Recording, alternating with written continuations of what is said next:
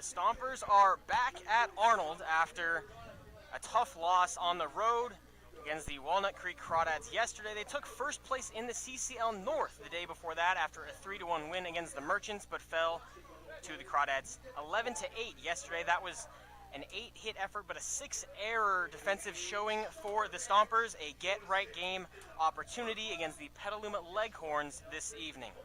Welcome to the Sonoma Stompers Broadcast Network. Roman Orfelli alongside Kieran Costa for tonight's ball game, and it's a get-right game for the Stompers. Kieran, an ugly loss yesterday, but a chance to work on the defense, get some confidence back for a big CCL North weekend. Yeah, that was the same conversation going into the 4th of July out-of-league contest. Sonoma was scuffling a little bit heading into last Friday's battle. Beg your pardon, they come out of that 3-game win streak, and that really took that momentum from that big 4th of July offensive output. They rolled that into now getting first place in the CCL North. And this is a nice day where Alameda doesn't play, Walnut Creek doesn't play, so it's impossible for you to lose that top spot in the North, but you have more than enough opportunities to try and add to that cushion. Well, not add to that cushion, but that cushion won't change. Slow could lose. They play Santa Barbara later. And just a great opportunity. You know, the defense was not great last night. It wasn't great on Tuesday. A combined, what I believe is 14 errors in the last 17 innings. A tough week defensively, but you welcome in the Leghorns, mostly high school guys or recent high school guys, and it's a talented lineup. Rowan Ball at the top, Brandon Curry in the 2-hole, and Henry Hanovan in the 3, all above 300. Curry, a 400 hitter this last spring, but you throw Brandon Leone a chance to give him a good outing and just get a confident win like the 4th. Yeah, definitely. You're really trying to play it just like you did the 4th, a comfortable victory, and then you battle from there. So that's really the conversation, I guess, if you're Zach Pace in the Sonoma dugout. These teams always give you good games, so they split the series 1-1 last time they played. That was thanks to Devin McGinto, who threw out 7 shutout innings for the Leghorns when these teams did battle last year. I wonder which Leghorn will stand out today and then get the move to Sonoma next season. For the Leghorns tonight, it's Jack Gurley on the bump. 20 innings this last spring, 16 hits, just a 1.4 ERA. What does he need to do today against the Stompers to help give them a Leginto-esque performance and make it close? Yeah, well, honestly, the play against Sonoma is to fill up the zone. When the Stompers win games, when they win the walk battle, I know Zach Pace wants his pitchers to fill up the zone. That's how you beat Sonoma. You make them swing to that. You make them put the ball in play, and if you walk them into situations to score runs, they will eventually do it. But if you don't give away free passes, you'll be good to go. And it's the Stomper lineup today. A couple flips from yesterday, especially we see Anthony Shepler in the 2-hole, as well as Ben Sebastiani in the lineup, and Gideon Hahn leading it off, an off day, a much-needed off day for Colton Corbin, who's struggled a bit in the field as of recent, but has been putting together great ABs. What do the guys like Shepler and Sebastiani, even Esteban Sepulveda, need to do tonight to help get their game where it needs to be? Yeah, Ben Sebastiani and Anthony Shepler both homered in the out-of-league contest on the 4th of July. Ben Sebastiani, a great at-bat off the bench yesterday, climbed the Stompers ever closer in that 11-8 loss down in Walnut Creek. But if you're Ben Sebastiani, my key for him is to just keep swinging the bat. This is an opportunity where we want you to swing the bat. You've done a great job of drawing walks in in league play. That is, your top 5 on the team in drawing walks in league play. But this is your chance to show the coaches you can go gap to gap. You had the home run. They really liked that. Yeah, an out-of-league walk bumps an on-base percentage that nobody is going to see, but a ball into the right center field gap going the opposite way is something that Coach Mayo writes down when he's building a lineup tomorrow with Zach. Yeah, the Leghorns enter a 10-7-1 record. The Stompers 4-2 outside of CCL action. And just before we get into Roman's radar, Kieran Costa edition. The Stompers, a huge weekend ahead of them. How important is it to stay into this game, not get content with it's a non-CCL opponent? How important is it to take this one just as seriously and be primed and ready for the weekend? Well, I think for guys like Sebastiani and Shepler, they know this is a game that gets them into league action. So they come out hungry. Shepler, I know Zach Pace has really liked what he's seen in batting practice, really liked what he's seen in his approach the last few times he's been in the lineup. So good to bump him up. This is a big confidence game for Shepler. Ben Sebastiani, same thing, great at league at bat yesterday, but keep on showing the coaches that you're working hard. There's other guys. Cam Hegman, break out of a little 0 for 7. Keep going. McCann Libby now down to his last 4 games with the Stompers. He's trying to do everything he can before he leaves early for LA Tech. And Hideon Hahn, of course, a handful of D1 offers, but more scouts watching him tonight out at shortstop. Yeah, big one. No matter what the game or the stature of it is, now let's head into Roman's radar. Kieran Costa edition. We'll start with the home team. It's Stomp Watch. Oh, this is an easy one. Paul Lazul has an extra base hit in his last 3 games. A double yesterday, a homer before that, a double before that. He already has 3 doubles in out-of-league play. I'd chalk him up for an extra base hit already. A game hasn't even started. And now taking a look behind enemy lines, the Petaluma Leghorns. A lot of good options, a lot of high averages in the lineup. Yeah, you mentioned a little earlier, it has to be Brandon Curry in the 2-hole. Just wrapped up at Windsor High School. 27 games of 400 average, 7 doubles, and a home run. Those numbers jump off the page. He's facing Brendan Leone. The velocity is going to be up a little bit. Look for him to battle deep into counts and then find one that he likes. 30 hits and 16 RBI for Curry in the spring, and that'll do it for the Sonoma Stompers pregame show. We'll take a break, but starting lineups when we come back.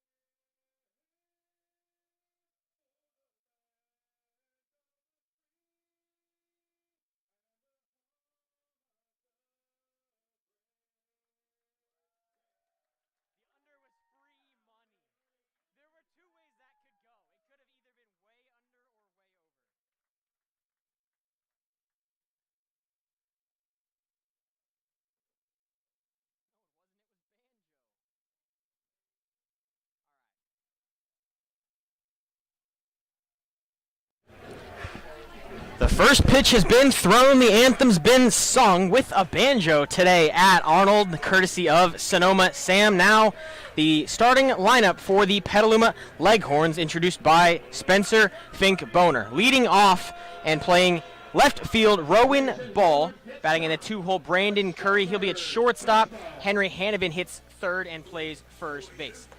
Augie Cuneo does the catching and hits cleanup. Danny Mercado and Jack Evans, that's center field and second base, hit in the 5-6 hole. 7, 8, 9 is Jack Evans, 6, 7, 8, 9 is Evans, Scott, Jack Montantanos, and Henry Stoll.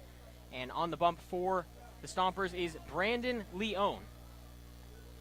Leon out of Modesto JC. This is his 5th appearance, though the first in out-of-league action. He's gone 6 innings, 7 strikeouts, 4 walks, 8 hits, enters with a 6.0 ERA. That's 4 earned runs in 6 innings, and he's got a great opportunity here to work on some stuff himself against the Leghorns, give the Stompers a good start in hopes of another out-of-league contest. The Stompers enter 4-2.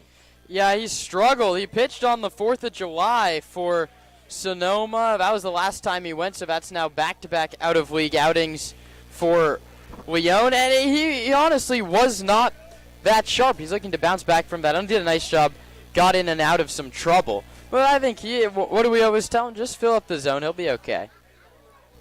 Throwing strikes, the big key of how the Stompers play baseball. When they're not getting strikes to them, they're very successful, and when the pitchers throw strikes, they're very successful as well. Leading off, Rowan Ball out of Petaluma High School. He's just entering his senior year, his junior year spring. He had 25 hits, 23 runs, scored 19 RBI, 11 walks, and just 8 strikeouts. A mature approach for just a junior. His first pitch from Leon is fouled back. It's 6:14 and very warm 89 here in Sonoma. I mean, I guess the weather got the heads up. It was country night. Decided to bring us some heat, and now 0-2. Leon working ahead of Ball.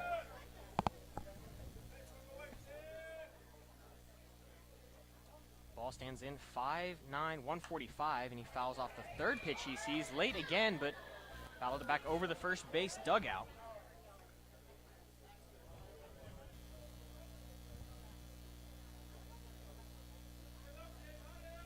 The 0-2 foul tips, not squeezed by Sepulveda, off the glove there.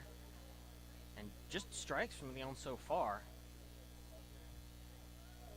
Battling ahead, throwing in the zone, and now a mound visit from Sepulveda, looking to get on the same page. Yeah, let's see if Esteban picks something up there early, but Leon's put the ball in the zone.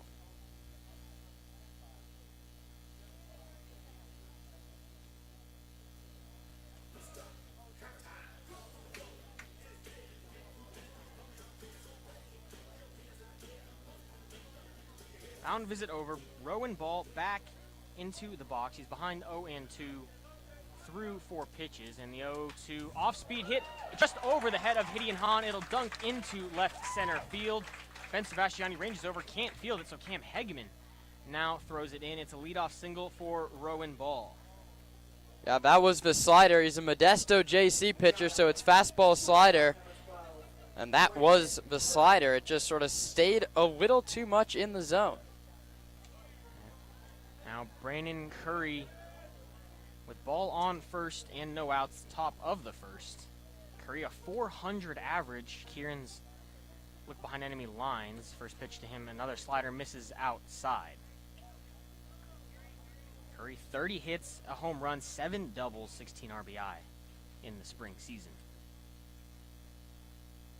That spring season with Windsor High School, and he graduated this spring.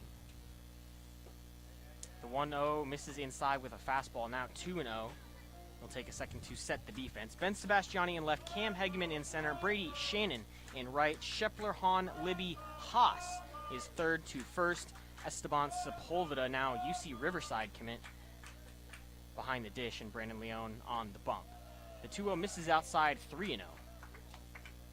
Well, it was nothing but strikes before the single and nothing but balls since.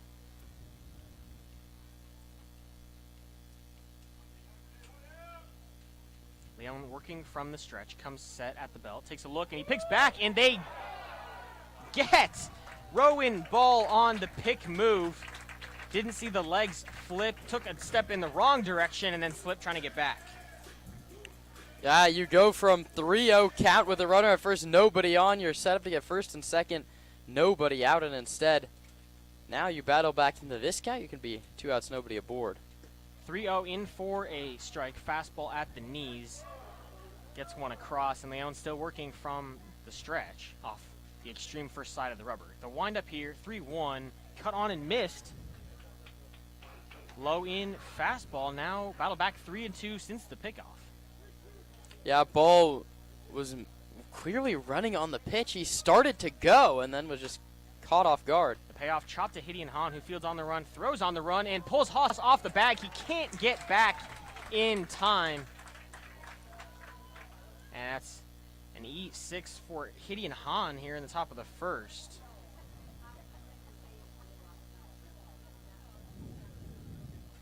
So the first two reach, but Leon, the pickoff move, saves him here. Brings up Henry Hanovan, 24 hits, 13 RBI in his spring season. First pitch low with a fastball. Hanovan plays his ball at Archie Williams High School, or played his ball, he just graduated. The 1-0 cut on and missed, a one-handed swing.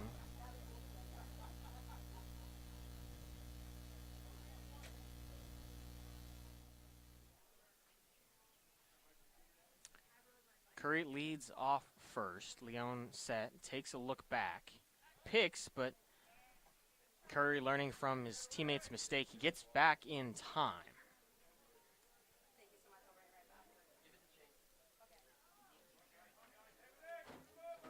Now 1-1. Leon set from the belt, takes a look, a pause, another look, and the delivery chopped, fouled on the third base line. A nice play from coach to knock that one down.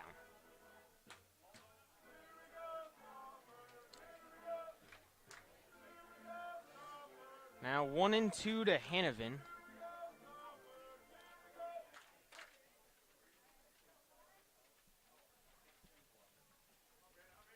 From the right side, a slider called strike 3, the first strikeout of the night for Leon, and 2 gone in the first. But it brings up Augie Cuneo, a .468 average this spring, 37 hits, 9 doubles, 35 runs batted in. That's for Petaluma High School. He had a .537 on-base percentage. Runner goes to first pitch. The throw from Sepulveda's knees beats him there, but is way left of the bag for McCann Libby. The throw out of third, gloved by Shepler, but not in time. It's a stolen base and an E2 charge to Sepulveda. Now 180 feet given to Curry on errors. The Leghorns 90 feet from a run in the top of the first. It's up to Augie Cuneo to get that one across.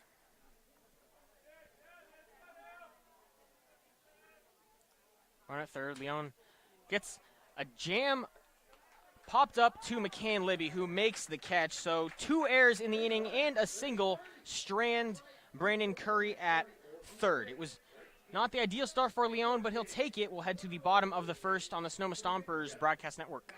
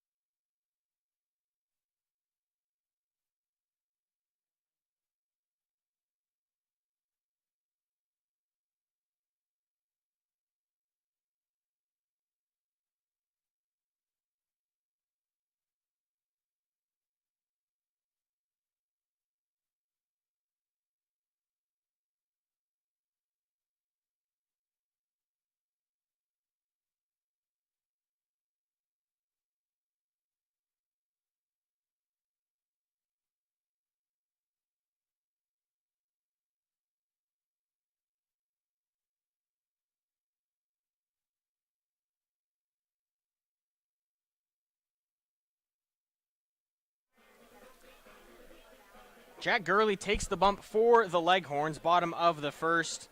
The 6'3", 192-pound righty headed to Santa Barbara City College in the fall. His spring season was 20 innings, 16 hits, 6 walks to 19 strikeouts, just a 1.4 ERA. That at Redwood High School. He also allowed 7 runs, 4 of which earned. A great spring to end the high school career, and this is the lineup he'll face, introduced by manager Zach Pace. Hitting Hahn leads it off. Anthony Shepler in the 2-hole. McCann Libby hitting third. The DH Paul Lazul hits in the cleanup spot, followed by Brady Shannon and Mateus Haas. That's the right fielder and the first baseman. Esteban Sepulveda doing the catching, hits in the 7 spot. Ben Sebastiani playing left, hits 8th, and Cam Hegeman hits 9th. Rounding it off for the Stompers, he plays center field. Hitting Hahn, the lefty, leading off in out-of-league play this season, 2 for 6 with a double and 4 walks. First pitch called strike on the inside corner, a fastball from the 6'3" righty. I think one of the taller pitchers the Stompers have seen this season, except for one from the Walnut Creek Crawdads, I believe, was an inch or two taller. 0-1, called strike 2 on the outside edge, that time with a slider. Now Hahn quickly behind 0-2.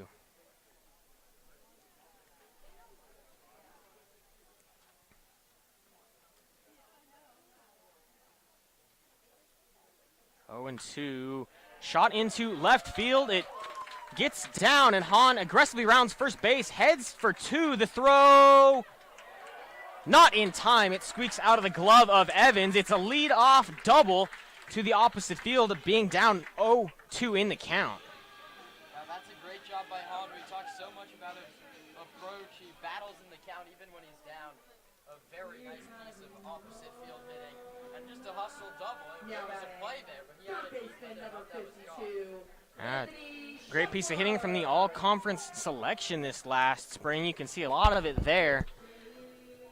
Brings Anthony Shepler to the plate, just recently committed to San Jose State from Ohio State. Played his high school ball in Marin and played a lot of these guys. Very similar region with a lot of the Petaluma high schools. Played against most of them. He takes first pitch strike.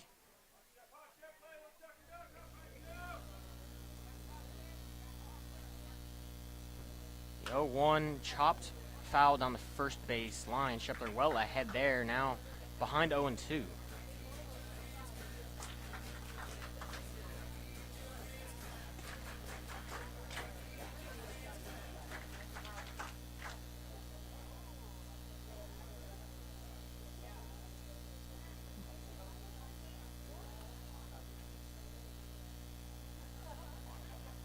To Shepler, fastball outside. No movement from Hahn at second.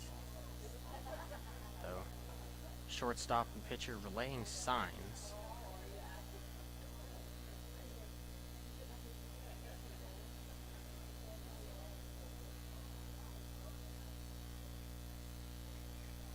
Gurley set at the belt. Takes a couple looks back. Delivers home. It's hit high and deep to right, but foul off the bat of Shepler. Shepler homered into the right center field gap right over the high scoreboard wall. This one he tried to just tuck inside the pole, but no such luck. Now that grand slam back on July 4th, he got the fireworks started early in that one. Still behind in the count, 1-2. Hahn stands on second. He doubled to lead off the inning. Really takes a look, delivers home, and gets Shepler to swing and miss on a high fastball. It's the first strikeout of Gurley's night. Yeah, 85 on the fastball. It's one of the softer fastballs, at least we've seen the last couple of days. We know Walnut Creek has a couple of guys that can really fire it in there. I probably should have taken Brady Shannon. That guy kills fastballs under 87 in the zone. Can Libby, the Navarro Bulldog, but now headed to Louisiana Tech. That in just a few days. 4 games left with the Stompers. The ever-reliable second baseman for nearly every game this season. In out-of-league play, 5 hits, a pair of doubles, just 4 strikeouts. The .357 average for the Frisco, Texas native. The 1-0 outside off the corner, now 2-0 to McCann.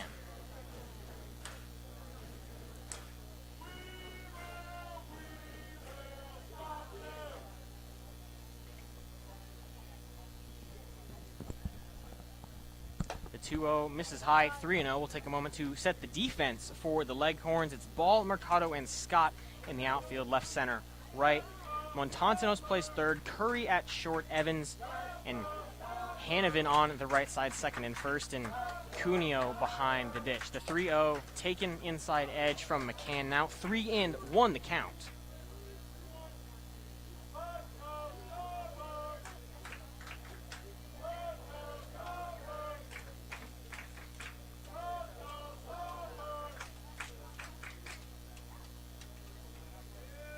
Gurley set. Hahn dancing off second base. Lifts, delivers, and it's high ball 4, a 5-pitch walk to McCann. Libby, first and second, just went out.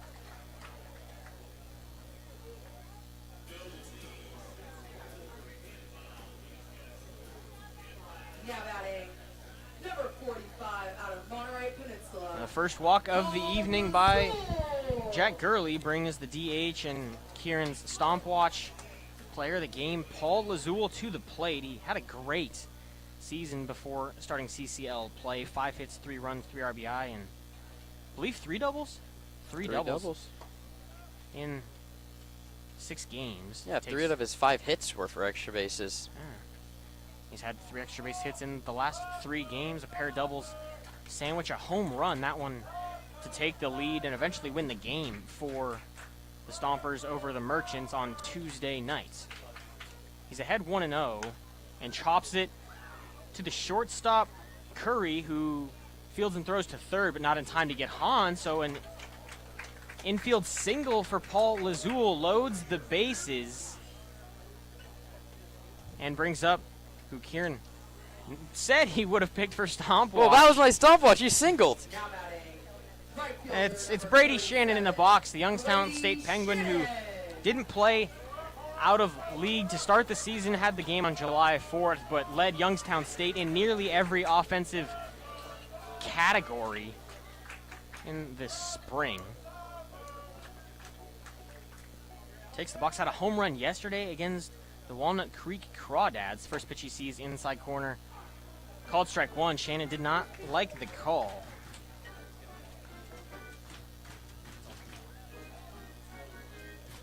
Bases full of Stompers, 1 out. That was Anthony Shepler who struck out. Gideon Hahn doubled to lead it off. Libby walked and Paul Lazul had an infield single. The 0-1, an off-speed, misses high and out. Now count 1-1 to Shannon. And that ball from Paul Lazul, well placed, took it the other way. We've seen a couple Stompers do so early in this one. Hit deep into the left side of the infield, not a play on it for Curry or Montantanos. Now on outside fastball rides the edge. It's 1-2 to Shannon.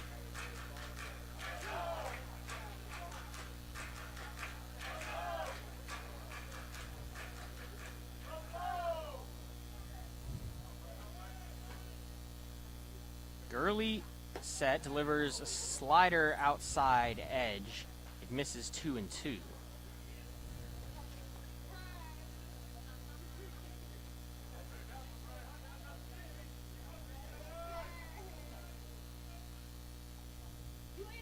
Gurley from the right, Shannon from the right.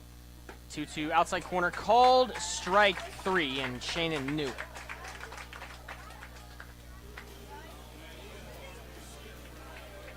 Second strikeout of the inning, and now Gurley just 1 out away from getting out of the inning. It brings up Matthias Haas from Tulane Green Wave, sporting a green bat, I'm sure left over from his spring season. It's just Haas's 4th game with the Stompers. First pitch, fastball outside corner, strike number 1. Yeah, you maybe want to see Haas swing there. That's a fastball outer third. It's a good pitch. It paints the black of the corner, but if you let loose on that one, you could definitely find a gap. Barrel side fastball in for strike 1. Another off-speed pitch number 2, misses high and out. Same sequence so far that we saw against Shannon here for Haas. 1-1 misses, now 2-1. Yeah, and you have to mix up your sequence when you're facing college guys, especially D1 guys like Haas. You can get away with it if you have stuff like this at the high school level, but you have a couple D1 guy on the plate, D1 guy on deck. And gets a big swing and miss from Haas. Now a 2-2 count. Gurley just one strike away from getting out of the inning. It's Hahn on third, he doubled. McCann Libby on second, he walked. And Paul Azul on first, he singled.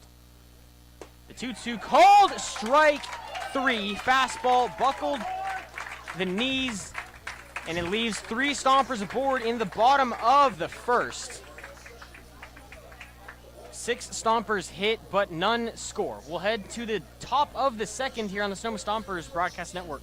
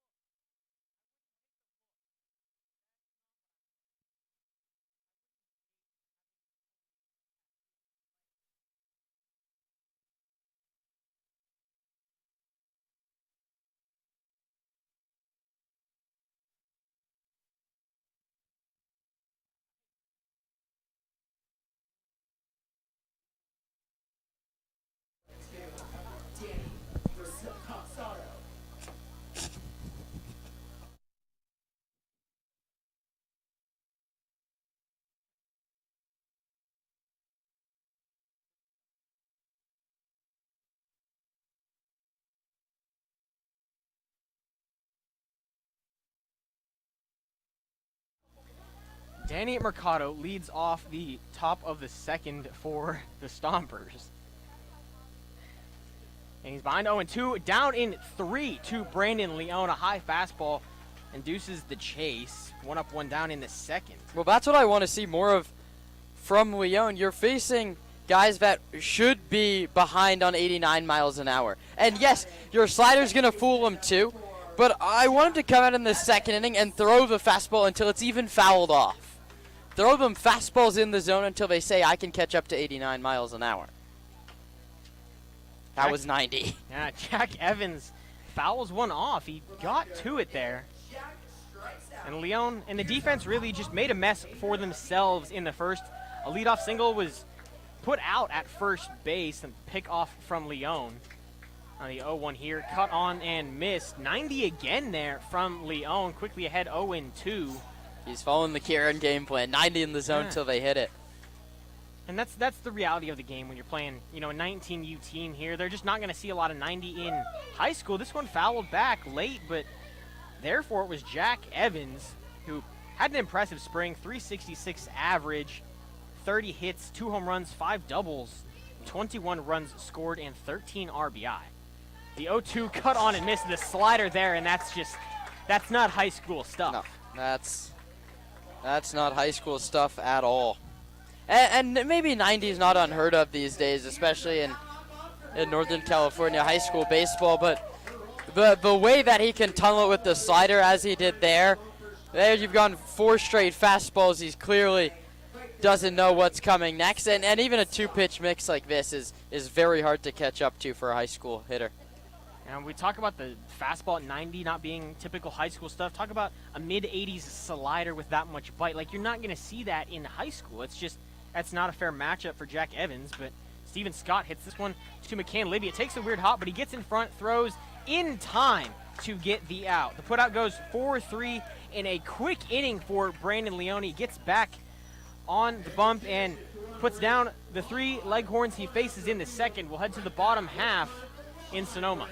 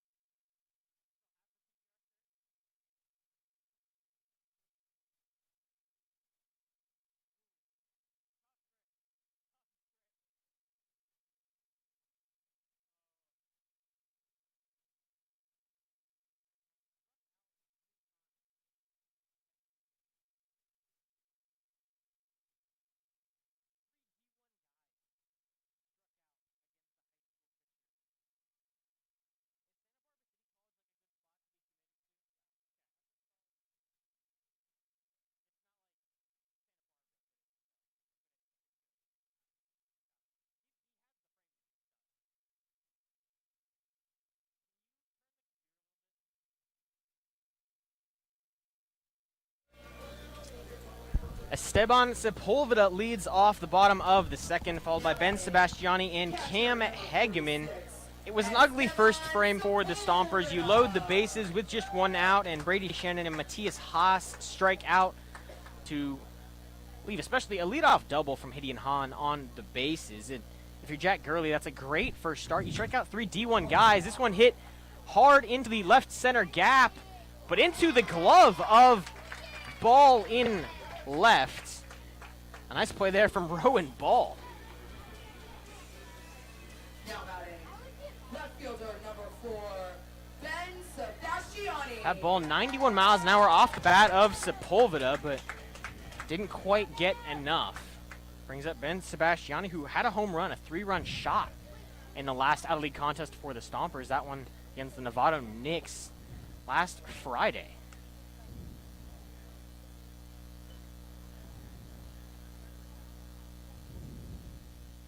Sebastiani, a 375 average in out-of-league play, takes a ball on the outside corner, now ahead 2-0. It's got 3 walks, a home run, 4 runs scored, and 5 strikeouts in out-of-league action. A 2-0 cut on and missed. It was a home run hack for Sebastiani, but couldn't find the barrel.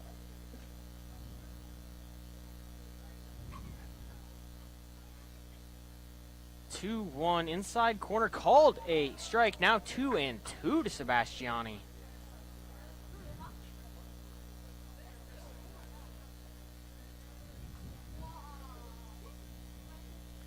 2-2, cut on and missed. The fourth strikeout through 1 2/3 for Jack Gurley.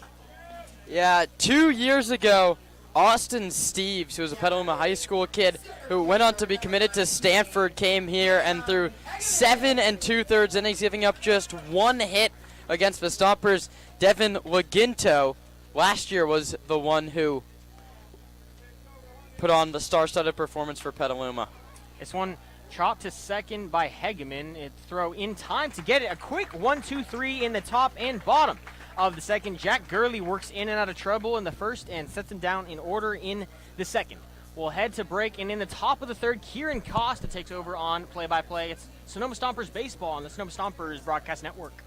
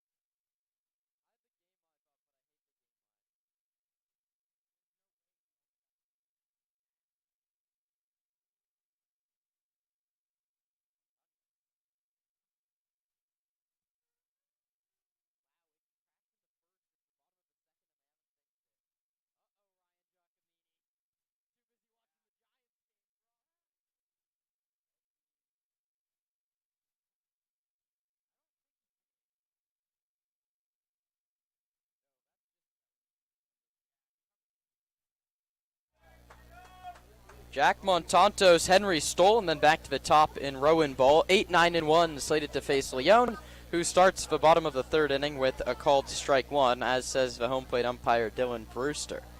I'm Kieran Costa, joined by Roman Ravelli here on what was a very hot day, turning into a warm and pleasant evening here in Sonoma County. Leon misses outside, the count's 1-1. There's only one CCL North game that matters today, and that's the Slow Blues against the Santa Barbara Foresters. That one's going the way of the Southern team, or beg your pardon, the North team. The Blues up 3-0 in the second inning. Goodness. Here in Sonoma, scoreless ball game, top of the third. First two of the ball game reached. That was Rowan Ball, who singled, and then Brandon Curry, who reached on an error. Since then, 3 strikeouts and 5 consecutive put down in order. Leon out in front of Montañez. Casa Grande kid as well. 20 games last season. 373 average. He takes changeup outside. I don't know why you go to the changeup against the high school team. The fastball and the slider is doing just fine. That one sent in the air to shallow left. Ben Sebastiani with a late break, but comes on to make the catch. That's the fastball challenge, and that's 89 center cut, and it was a weakly hit little line drive out to Sebastiani. 1 down and 6 consecutive retired from Leon. And Montantos on time for that one, but ultimately a little bit further towards the hands on the bat than he would have liked. Leon fires in a fastball in on the hands, fouled off the opposite way. This is where the Sean McBroom approach works perfectly. Throw it as hard as I can down the middle and let the defense do the rest. That's exactly what Leon should be doing, and looks what he's seemed to do after those first couple hitters. There's the fastball, cuts the plate in half. It's 0-2.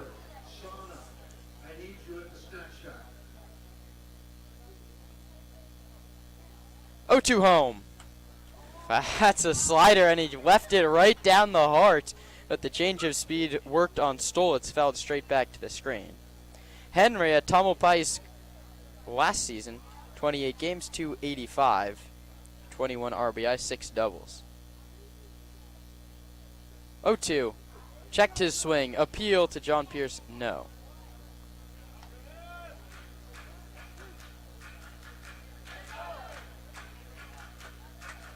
Stompers looking for their 5th consecutive win in out-of-league play.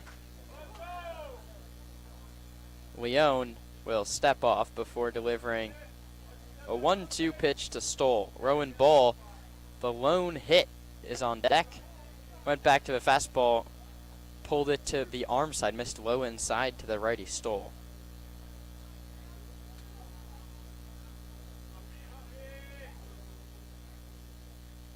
The pitch. Inside, almost hit him, 3-2. Scoreless ball game, top of the 3rd.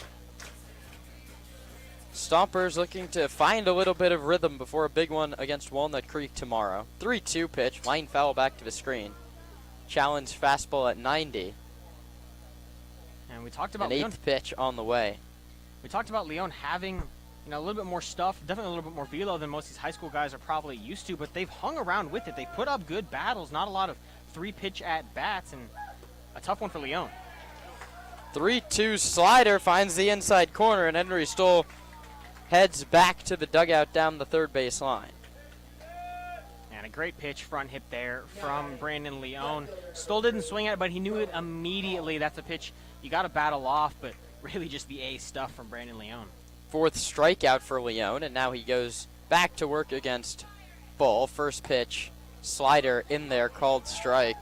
Slider's spinning very nicely today from Leon. The stuff wasn't on point coming out of the bullpen on the 4th of July against the Knicks. 0-1, slider again, fooled him again, 0-2. It's a lackluster half swing from the leadoff hitter Ball.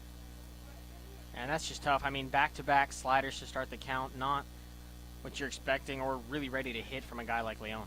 And then he went to the fastball high and tight. You could have gone back to the side of it, you had him fooled, or you need that fastball in the zone. It looked like the second was fastball out of the hand. Rowan Ball wouldn't be able to get the bat off the shoulder. 1-2, tried the slider again low. Outside 2-2, and Rowan Ball, a nice job to get back into this count. It's 2 balls and 2 strikes. 378 average for Petaluma High School last year. Here he bounces it foul off home plate. 506 on base percentage. That included 25 hits and 26 runs scored.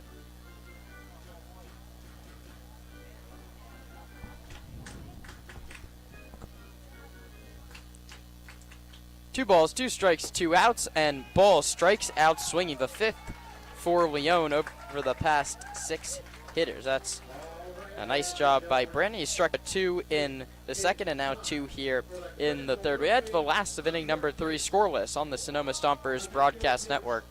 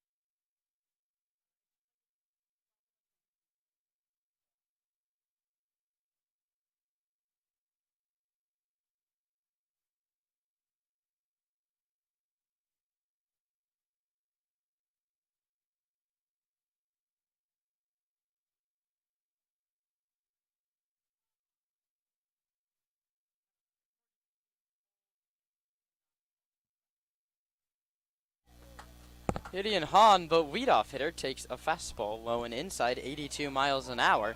But the righty Gurley pulled it to the glove side. That's his first pitch here of inning number 3. His 33rd pitch of the ball game is taken outside Hahn square to bunt. On an opposite field double in his first at bat, shot one to the opposite field and hustled into second base before the throw from ball. 2-0. Hahn takes in there for a called strike. Fastball.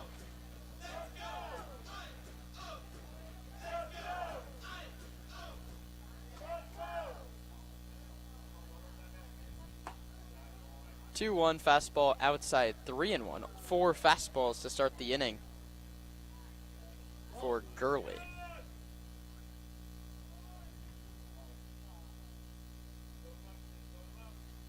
Gurley all of a sudden's retired 5 straight with 3 Ks. His 3-1 to Hahn is in there for a called strike. That's a beautiful fastball. Just sort of found a lot of the plate in the end. A little 2-seam run.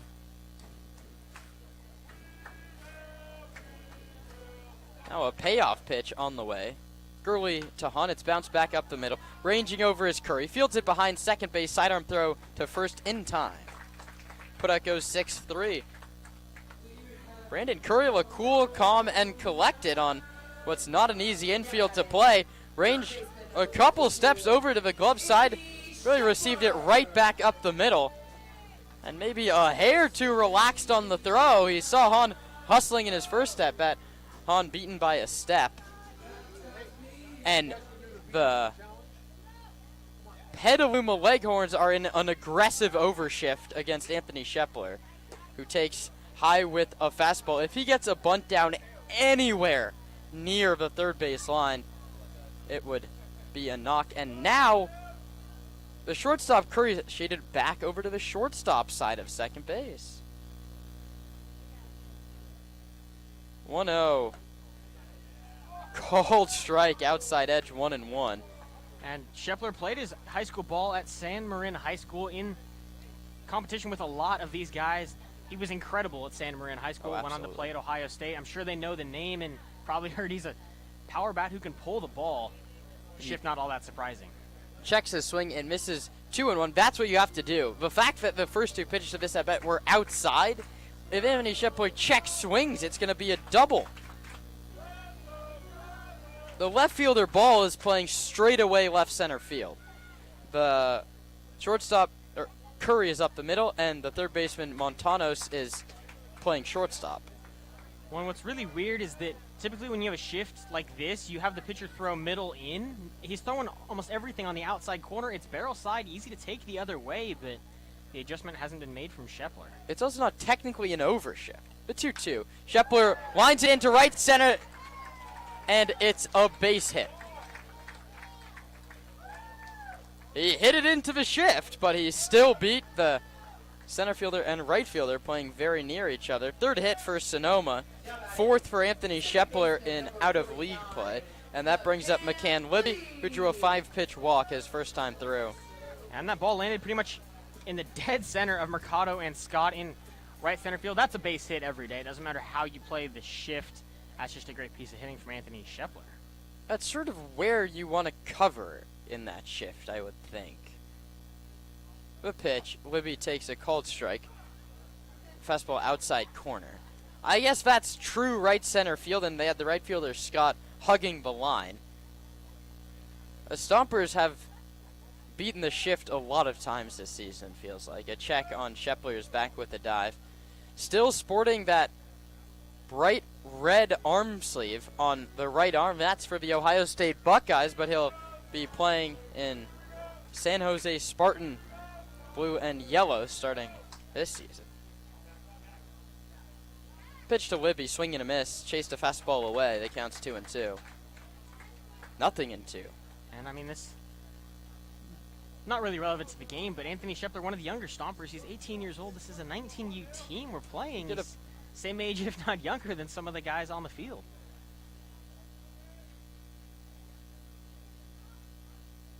0-2 on the way. Libby takes a hook that misses in the lefty batter's box to the right-handed hitting Libby.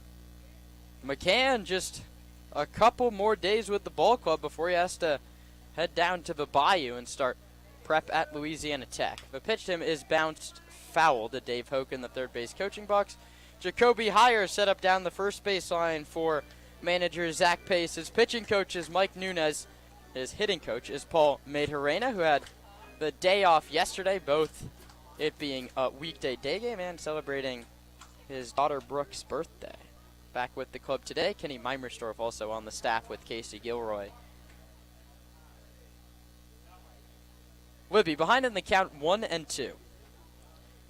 Gurley comes home. Libby sends it to right center field. Chasing over is Mercado, has a beat on it and makes a running catch in right center. Libby, frustrated, takes a wide turn at first base and heads back to the dugout. A hard hit baseball by McCann up near 100 miles an hour, but a nice route by Mercado ran it down.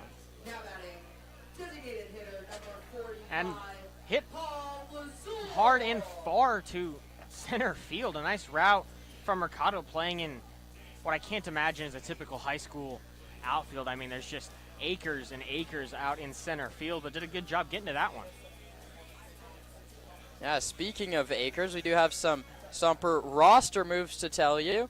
Landon Akers is officially out for the rest of the season, battling a hamate injury on that front hand where he was hit. A pitch. Just cut on a miss by Lazul. Jason Olvera and Sean DeBoard, both out of the bullpen, will no longer be returning for the rest of the season. They've been injured. And Nick Santavanez and Jaden Harper, two Cal State Fullerton starters now, will call it a summer and start the Titan pitching program at the end of a week. So that's just death by 1,000 cuts for Zach Pace trying to build out a roster halfway through the season. And comes to a real tough spot, especially when you bring in Matthias Haas and you get Max Handren back. You think you're finally starting to build a club, but really you're just still working from behind with the guys injured and done with the summer ball headed towards the college season. Good news, Nick Sebastiani expected to be able to come back. Ran into the wall out on July 3rd. We don't expect to see him back until after the All-Star break. 1-2 missed high to Lazul. 3 doubles and out of league play. Let's see what he does behind in the count 1-2. Hanovan holding on Shepler. Lazul grounds it back up the middle base hit. Shepler will round second and head towards third. Mercado will throw into the cutoff man. That's a nice job by Anthony Shepler. A very nice read on the bat, even running on contact with 2 strikes. Never stopped, went first to third on a ground ball back through the middle. Split between the second base bag and the second baseman Evans. Lazul, a couple of singles today. There's a question, give him a day, but why take a hot bat out of the lineup? And I still seeing the ball well. That one almost against the shift, really. Second baseman Evans was playing aggressively pretty middle on the pull side. Yeah, that one hit right back up the middle. Only about 3 steps right of where Evans is playing now. Shannon's turn. He lines it foul the opposite way. I like the first pitch swing. If you're seeing a fastball out of the hands of Gurley, you know it's coming no quicker than 87 miles an hour, most of them under 85. Seems like a hot zone for a power-hitting right-hander. From first base leads Lazul, from third base leads Shepler, and Shannon cranks one deep left field. Ball chasing back on the track, looks up, and it's gone! Shannon obliterates a baseball just over the glove of the left fielder Rowan Ball. 341 feet off the bat. That baseball must have been late for dinner. It got out of here in a hurry.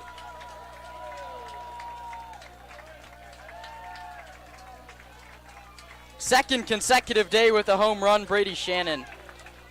Shannon gets the off speed. It was probably intended to go out of the zone. It hung on to the outside corner, and he was on time for it, sent it to left. A great piece. Shannon just seeing the ball really well right now. If only I had a second chance at my Stomp Watch player. I told you when he came up in the first inning he was going to be the guy. We can give you half credit. I mean, the guy you picked is 2 for 2, and the guy you said you should have picked hit a home run an inning later. First baseman number Matthias Haas. Haas takes a fastball up above the zone, 1-0. 3-0 Stompers now in the third. Haas lines it right back up the middle, base hit. That's now 3 consecutive hits with 2 outs by Sonoma. Haas just went down and got a fastball below the zone and served it right back through the middle. And it's not a league game, but this is what we've been talking about all season long with the Stompers. It's making an in-game adjustment to the pitcher you're seeing. Jack Gurley got through the first time of the order surprisingly well for this being, his first time against a lot of D1 guys here. And now in the third, they make the adjustment, hit what's being given to you, hit it where it's pitched. Just a great approach so far. Shepler got it started with the single, and then a nice piece of hitting from Paul Azul. Brady Shannon cranks one. I mean, you're never going to say no to a home run. And then another nice piece there from Matthias Haas. Yeah, even Libby's out was hit hard into the right center field gap. So really, the second time through is where Sonoma's teed off against Jack Gurley, who comes home to Sepulveda and misses with a fastball low, 1-0. And there was discussion before the game. Maybe Gurley only sees the lineup once. He wanted to face it a second time, and while it hasn't gone too well for the Santa Barbara City College commit. Drops a curve in there, 1-1. That's not what you're sitting on if you're Esteban Sepulveda.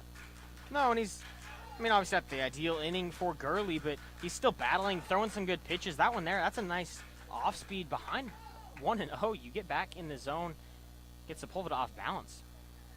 1-1 pitch. Sepulveda grounds it foul down the first base line. Gloved by Hanovan, but he was on the wrong side of the white chalk line, and the count's a ball and 2 strikes.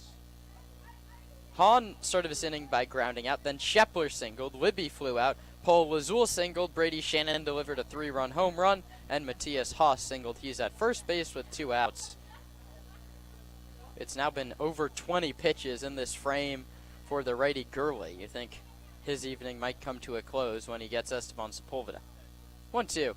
Outside past the catcher Cuneo, and Matthias Haas jogs up to second base on the wild pitch. Missed badly on a changeup.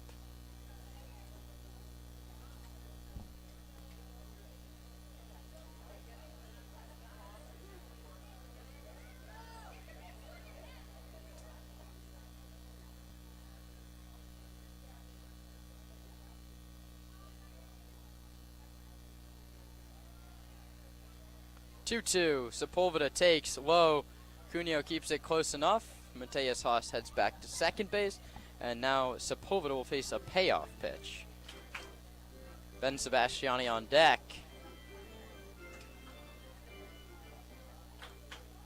The last time he came up with 2 runners on in and out of league game, he delivered a 3-run home run out near the 370 sign in left center field. That was back on the 4th of July. 3-2 to Sepulveda, outside ball 4. 5 of 6 Stompers have reached, and out to the mound comes Leghorn pitching coach. And a good time for a mound visit there. Gurley battling on the bump, but a good approach there from Sepulveda. Just a much more patient second time through the lineup for the Stompers. And, ultimately just a tough battle. You had 2 strikes on him, but he failed to locate a couple off-speed pitches and a couple foul balls, then you lose him. It's a tough spot to be.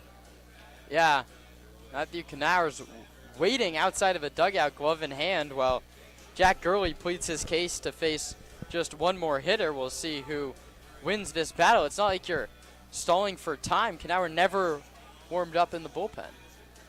It's high school baseball for you. Yeah. You get out there and you're good to go, and Jack Gurley has talked himself into one more hitter. And Matthew Canawer started laughing, kind of threw the hand up, gave a big dramatic sigh, and walked back into the dugout laughing. He thought it was his time, but Gurley buys himself a batter and what he hopes is an out. 3 innings and 3 runs looks better than 2 2/3 with 3.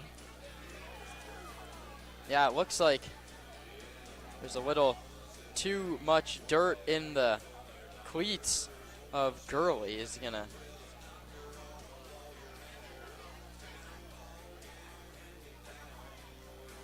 set up the stake back behind the mound and punch the dirt out of those spikes. And now soon be ready to reclimb the hill. Ben Sebastiani struck out swinging his first time up.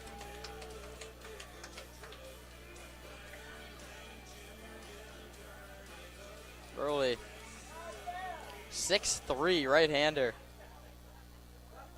Had a sub-2 earned run average in high school. Is now headed to Santa Barbara City College. Lots of hitting room on the right side for Sebastiani, who takes a first pitch curveball right through the heart, 67 miles an hour.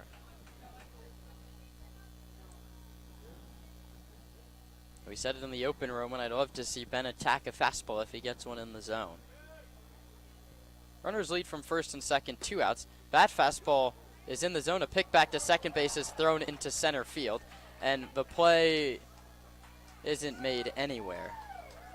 So that's a very unnecessary E2 on Augie Cunha. Just tried to back pick into center field, and he just beat the shortstop Curry, who made a lunging effort, and now runners move to second and third. The pitch was called a strike. A nice pitch too, right a quarter of a ball off the corner where it's been called all night.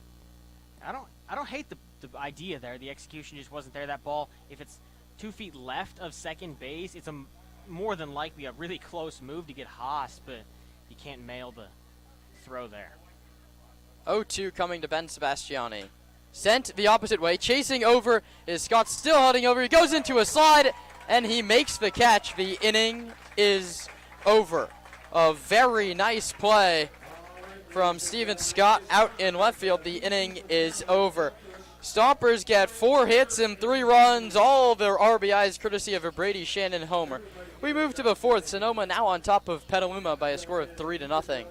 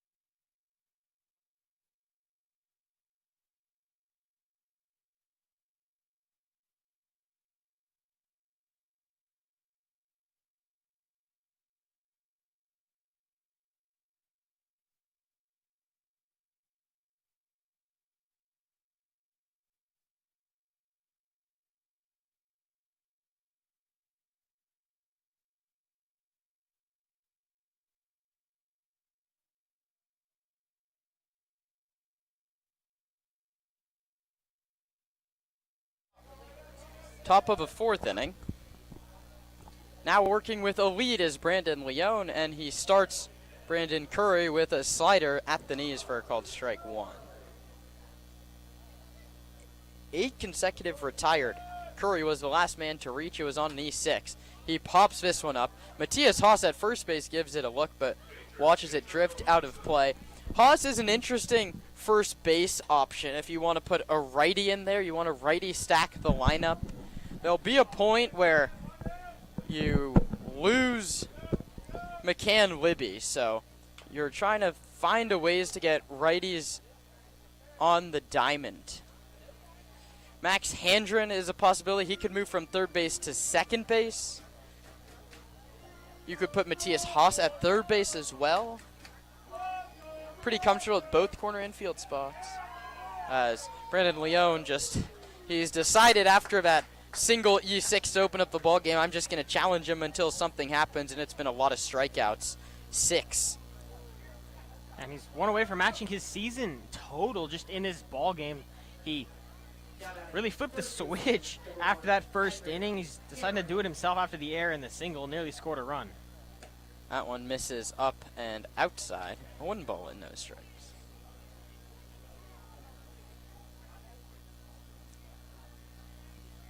One-0 home.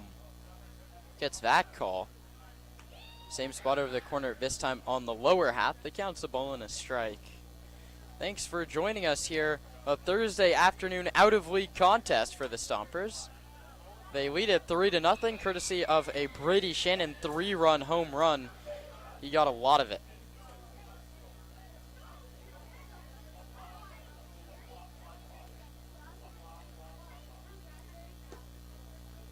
One, two inside, 2-2.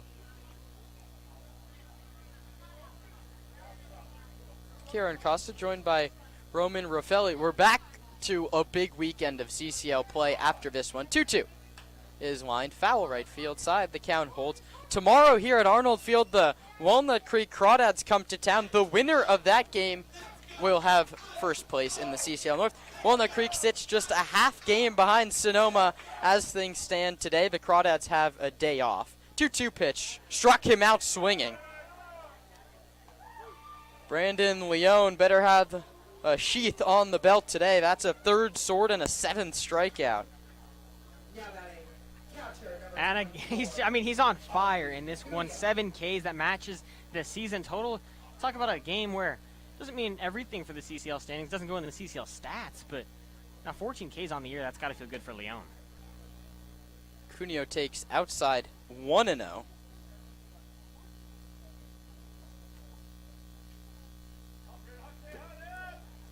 Leone comes home.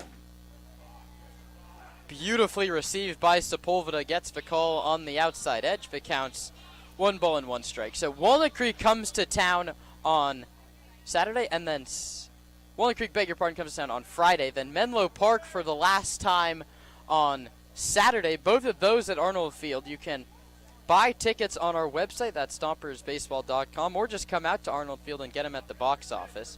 2-1 in there, called strike, 2-2. And then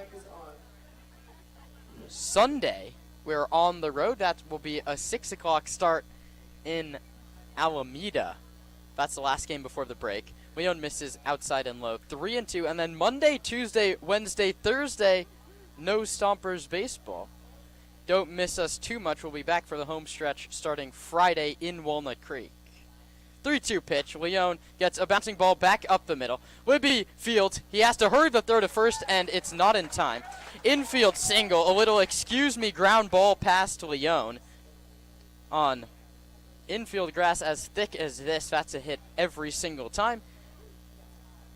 That breaks up a little run of 10 consecutive retired. And that brings up Danny Mercado, who is just the 2nd strikeout victim of the ballgame, all the way back in the 2nd inning.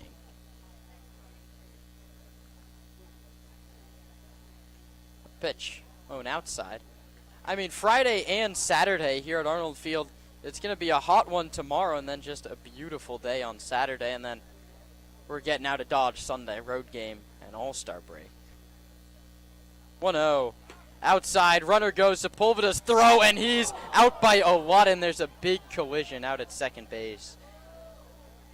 The runner, Augie Cuneo, slid straight into McCann Libby's chest, and every single Stomper has gathered around those two ball players out at second base. A nasty collision between Augie Cuneo and McCann Libby. Cuneo the first one to get up, and Libby down on the ground. He's pretty shaken up.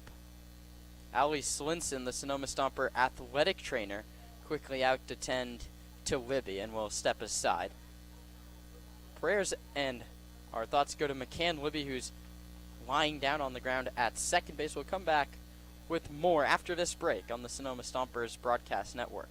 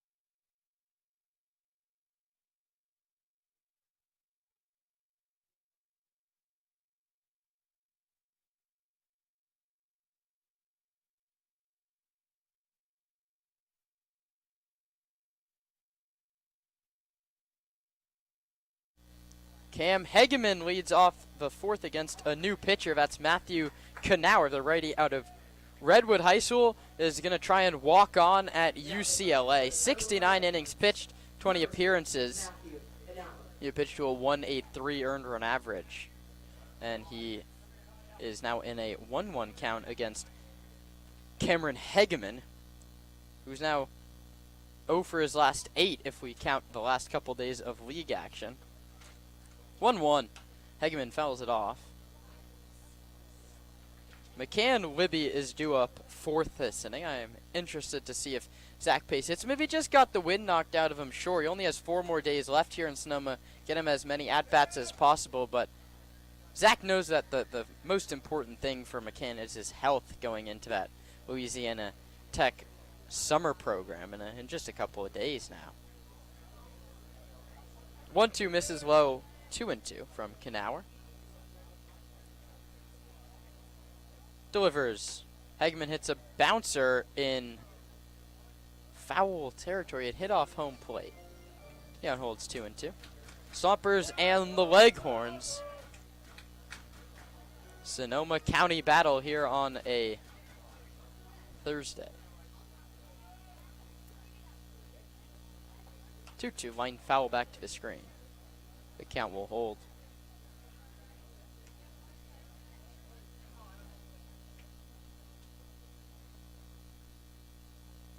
Knauer, a right-handed pitcher. Hegeman, a right-handed hitter. 2-2 home. Hegeman fouls it back again. He'll face now an 8th pitch.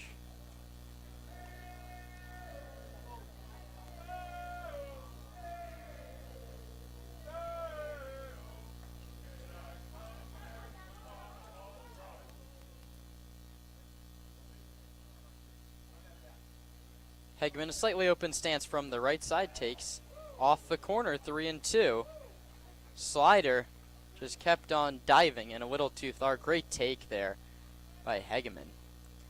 And it's a funkier motion from Knauer than we've seen in the past. It's a long lunge and a really casty throw.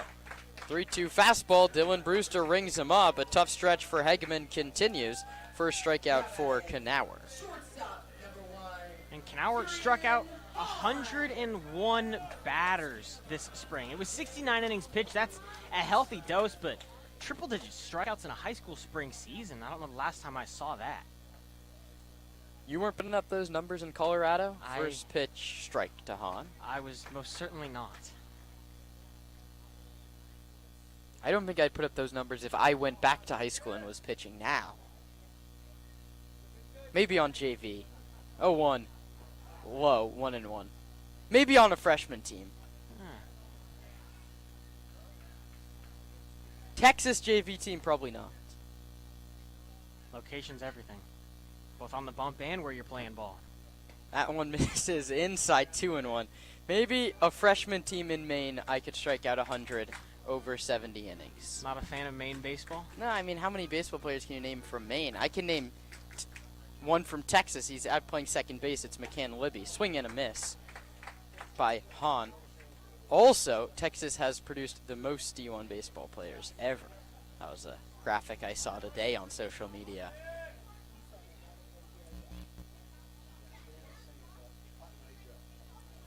Two-two to Hahn. Hidian takes low and it hit him in the foot. It might have hit him on a bounce. Nope, it hit him on the full. He'll take first base on the hit by pitch. For Jack Gurley, 3 innings of work, 6 hits, 3 runs, all earned. All of them came on the home run. 2 walks and 4 strikeouts.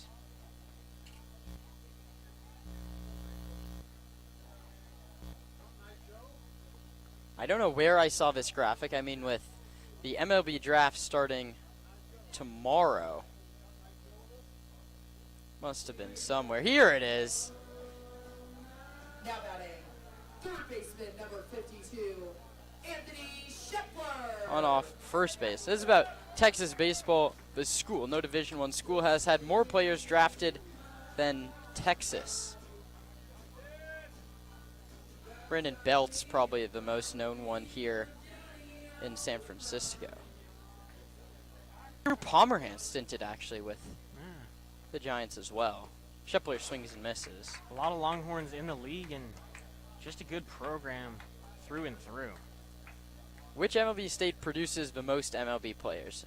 You have a guess before I hit enter? I would say it's probably Texas. I mean, the square footage alone just gives it a huge up. 0-1, and that one hits Anthony Shepler. Back-to-back players hit by a pitch, and McCann Libby will hit for himself. Now, if we're guessing second, I think the conversation's interesting. Florida, good baseball state. I think California has California size. is definitely up there. Like Harvard Westlake right down in L.A. has Max Fried, Lucas Giolito, that whole pitching staff. A lot of Arizona products. It's California 1! Wow! And then Pennsylvania, New York 2-3. Okay. I mean, you can never believe the Google AI these days. Let's look at most MLB talent in 2021. And I got it. Maine has 0. And to circle back, if I was playing JV baseball in Maine, there's a low possibility I could strike out 100 hitters.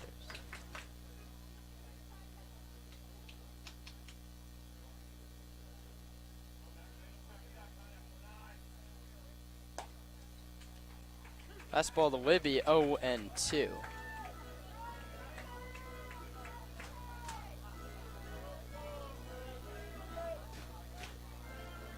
Hegeman struck out.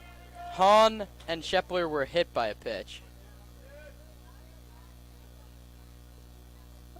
And that one misses low to Libby. 1 ball and 2 strikes. We have an analytics team to get us these answers. So it's California, 2,504. That's by birthplace, right?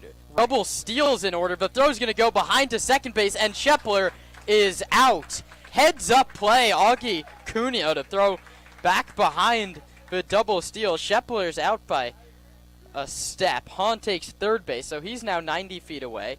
That makes Cuneo's job harder, but there is 2 outs, and Knauer is a swing and miss away from the end of the inning. 2-2 home. Libby strikes out swinging. So Knauer picks up a couple of strikeouts, gets some help from his battery mate. Cuneo, the Stompers, no runs on no hits and a runner left. We move to the 5th inning of play. Sonoma 3, Petaluma nothing.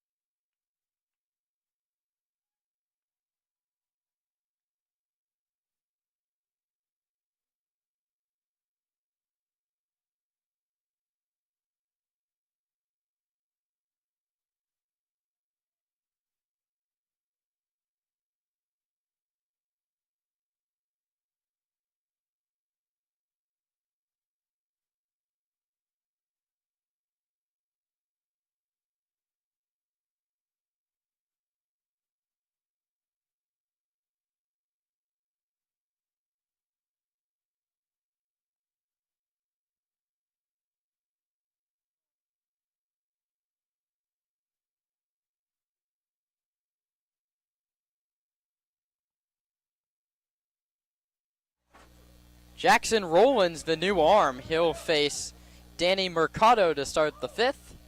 And it's in there for a called strike 1. Brandon Leone was excellent in 4 innings of work. No runs allowed, no walks allowed, and he struck out 7 on a pair of hits. Rowland comes out firing. He's ahead 0-2.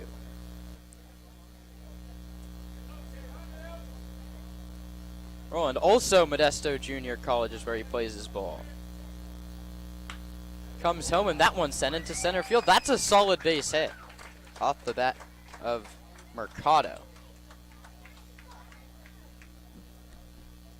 3rd hit of the day, first one off Jackson Rowland. His last appearance was also on the 4th of July. 4 innings of work total on the out-of-league slate. That's 2 games of 2 innings apiece, 3 earned runs on the 4th against Novato, but a very nice job. He came into a bases-loaded jam and got out of it on a 1-2-3 double play.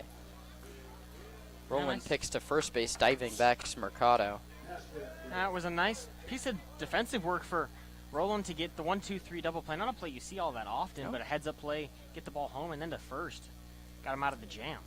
Rowland gets a high chopper right back to him. He's going to tag the runner and take a look back towards second base. So that's the rarely seen 1 unassisted ground out for Evans, who just hammered it straight into the ground. To second base goes Mercado. Now batting, right fielder number 8, Stephen Scott. That brings up Stephen Scott, Rancho Cotati High School.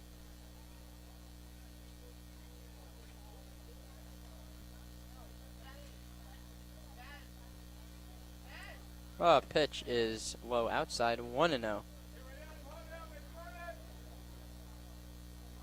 Rowland's pace a lot slower than Leone.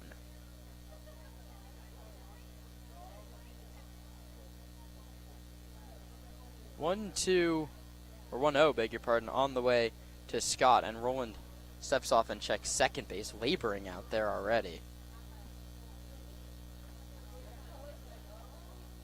Fastball, sinker, and slider, the 3 pitches for the righty. That one is just low, 83 miles an hour. The draft starts tomorrow, I think, as we were talking about last inning. It might be another Holiday drafted in the top spot.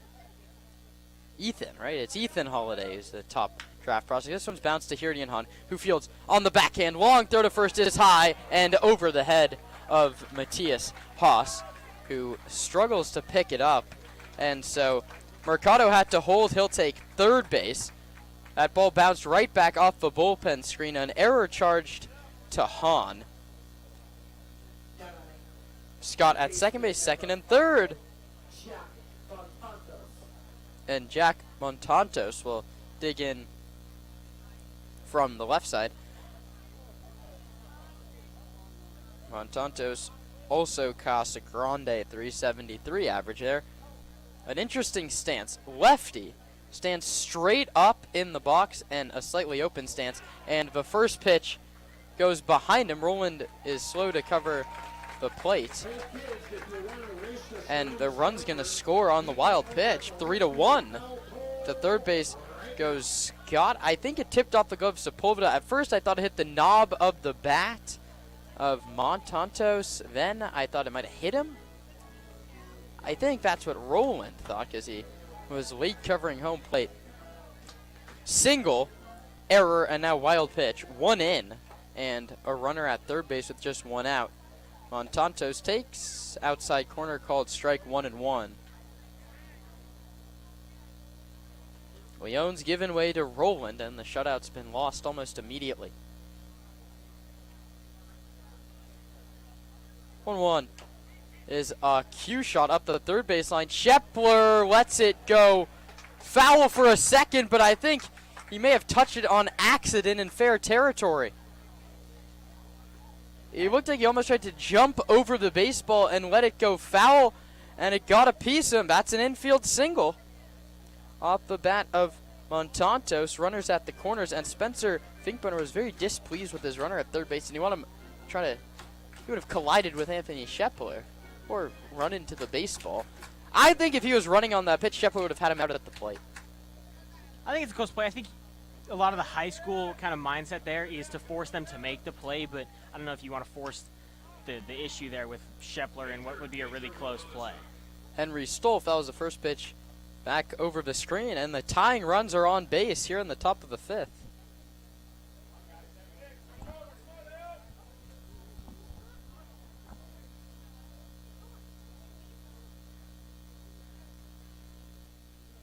Oh, 1 on the way from Jackson Rowland.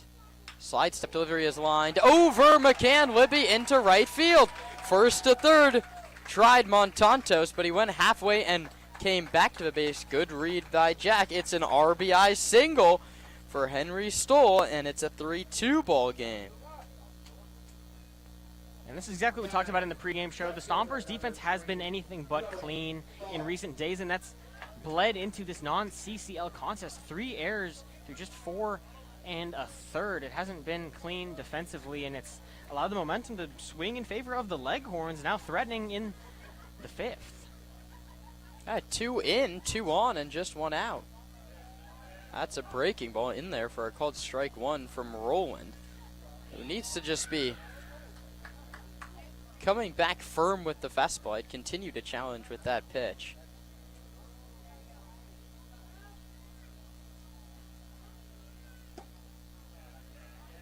That's the off speed again, gets the call over the outside corner. We talk about Ethan Holiday projected 1. There's a whole bunch of MLB affiliated young prospects this year. That one's lined right at Hirian Han, double play. He flips to second, and effortlessly Montantos is doubled off. So it's an L6 into a 6-4 double play. So Rowland holds the lead, but it gets a whole lot tighter. 3-2, halfway through our ball game today after 5.5.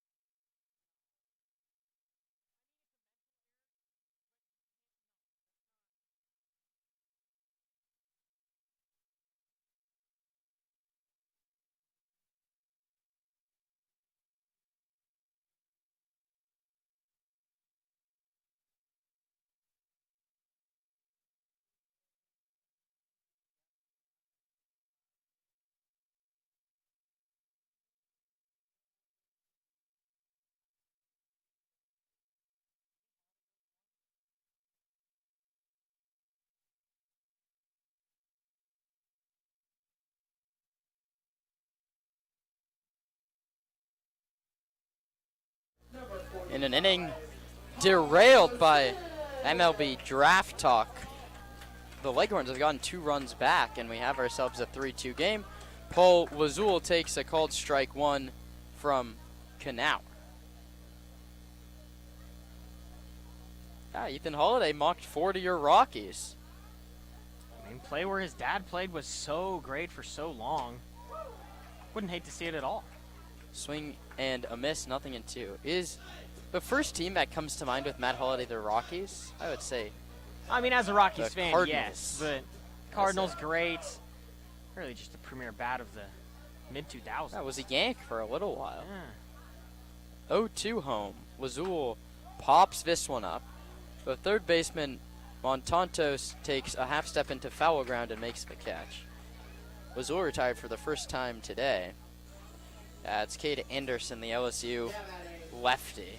Right fielder number 37. But this is one where there's not a consensus 1-1 pick, and the rumors are that that is one of the reasons that there was turnover in the Nationals front office. They fired their GM a week and a half before they had the number 1 pick. You don't see that all too often. No, it definitely leaves some kind of murky water for the Nationals to deal with here. Was there an argument over it where someone or where the GM wanted to kind of maybe make a controversial move, or what that would be? But now you've got a lot of talent, a lot of opportunity, but no one to really right the ship. So it becomes, do you just pick the consensus best talent and, you know, find your GM on, okay, what are you going to do with this guy in the ball club where it's at? Because ultimately, I mean, the Nationals haven't been competitive in some time now. Outside. Yeah, it was a dual firing of GM Mike Rizzo and manager Davey Martinez, and that was a tandem that won a World Series just 6 years ago. That's not a long time at all in MLB terms. 1-2, Shannon strikes out swinging. Third for Knauer. Now batting. First baseman number 14, Matthias Haas. Matthias Haas struck out and singled against the starter. Works right on right against Knauer. Doesn't come straight over the top. Definitely not a submariner. Even higher than 3/4. Comes home. Haas pulls it on the line. Foul down the left field line. No argument from Dave Hoke in the third base coaching box.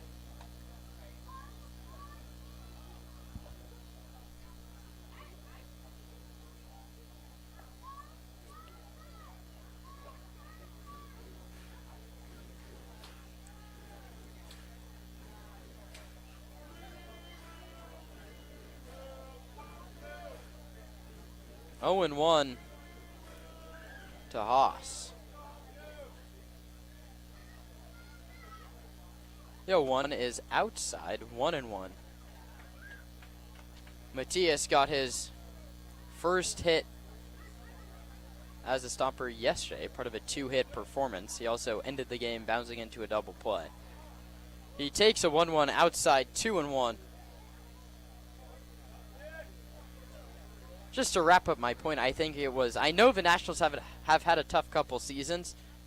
2-1 to Haas, swing and a miss, 2-2, but I don't think it was time to fire those two so quickly after winning a World Series, when especially Davey Martinez has had a couple tough quotes with the media about the coaching staff doing everything right, the players need to produce. He hasn't been given any players.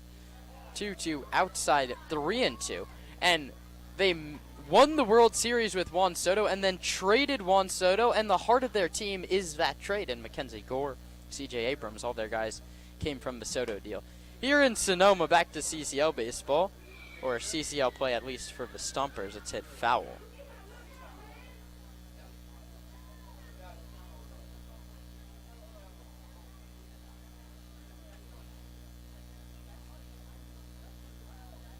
Three balls and 2 strikes. Knauer looking for a 1-2-3 inning and to finish off Matthias Haas, and he does with a swinging strikeout.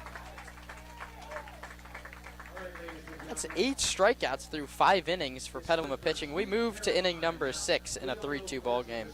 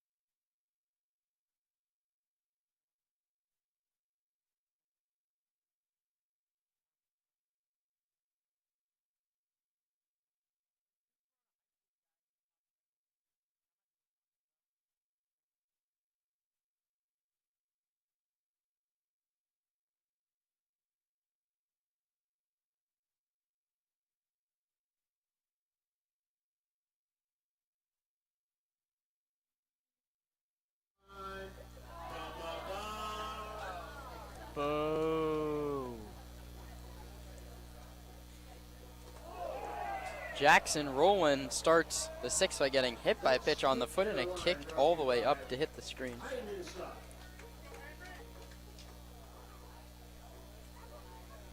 And just as we mentioned a couple innings ago, Ben Sebastiani's taken over at second base, and Trent Keys, our guest, went out to left. First baseman number 1, Henry Aaron. So Curry was hit by a pitch. And now that brings up the righty Henry Hanavan.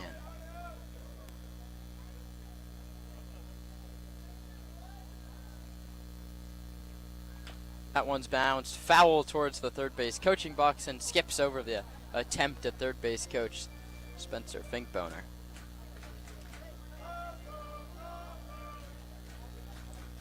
So left to right in the outfield is Trent Keys, Cam Hegeman, Brady Shannon. Third to first in the infield is Anthony Shepler, Gideon Hahn, Ben Sebastiani, and Matthias Haas. Matthias makes the tag, and it's the second time a runner's been picked off today. Jackson Rowland now matches his Modesto JC teammate Brandon Leone in that category.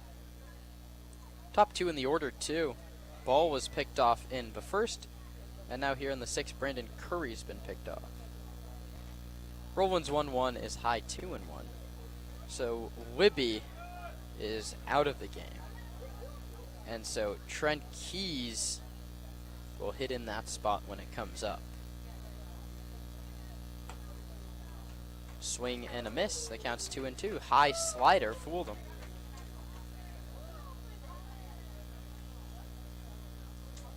Innovan Archie Williams High School hit over 300 with 13 RBI. Rowland gets a pop fly out of play and over the Stomper bullpen.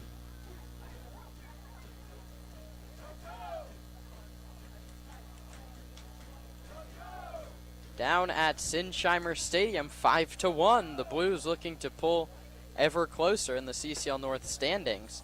The only North team in contention in action today. That would make them 1.5 games out of first place. That means there'd be 4 teams within 1.5 games for 3 spots. Rowland strikes out Hanavan. First strikeout for Jackson, 8th for Sonoma pitching. Down batting, catcher number 24, Augie Cuneo.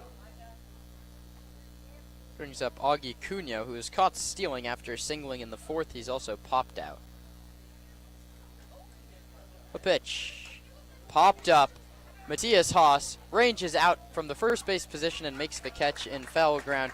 Quick inning in the 6th for Rowland. We head to the bottom half of the frame. 3-2 Sonoma.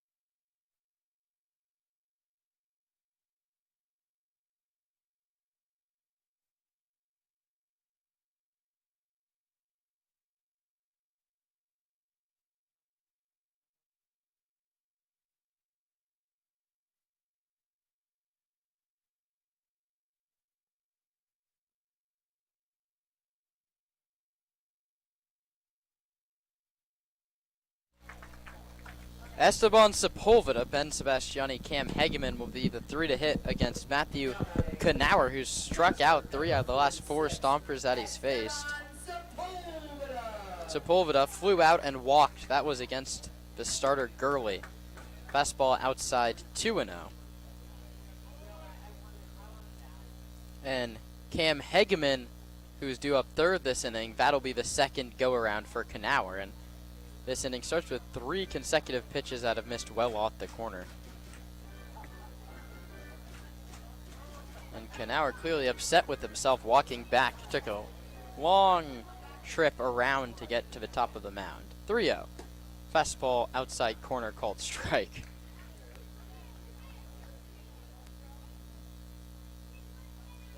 We play in the bottom of the 6th inning. Here it is. 3-1, fastball called strike 3-2. Sepulveda didn't throw the bat towards the dugout, started walking towards first base. Instead, he'll climb back into the box and await a payoff.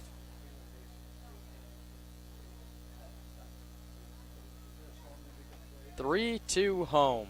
Sepulveda grounds it foul down the third base line. Tried to sneak it inside the bag. 7th offer now.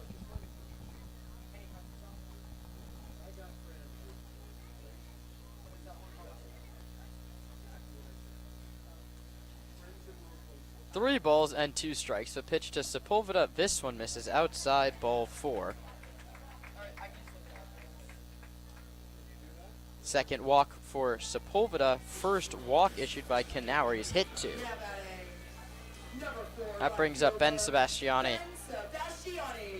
Ben struck out swinging. He also hit a line drive the opposite way. Stephen Scott made a very nice sliding play out in right field. The pitch way outside, and all the misses have come to the glove side. Matthew Knauer laboring. Now he's thrown 42 pitches. 1-0. Sebastiani late on a fastball at 82, 1-1. Just a hair indecisive. Didn't know if he wanted it yet. And by the time he decided, he was a touch late. And the outfield now shades him to go the opposite way. Instead, he's late on a fastball again, 83 miles an hour. It's reactionary defense. It's a reactionary shift, really, from Petaluma. If they see a hitter late, everyone takes a step to the opposite field. 1-2. Sebastiani takes outside, and Matthew Knauer's livid out on the mound, yells at himself after what's now a 6th consecutive miss to the glove side. There's ways to pitch. That's how Max Scherzer gets himself ready to go. 3-2 is low inside, and that count runs full. One of the more, entertaining guys we've seen on the bump. A lot of movement, every pitch, whether it's good or bad. Usually a walk around the mound. Pretty vocal with himself as well. Sebastiani strikes out swinging.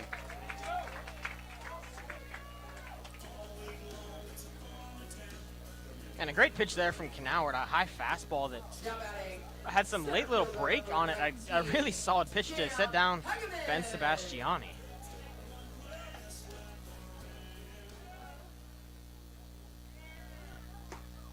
Runner goes and is safe. Stolen base, Esteban Sepulveda.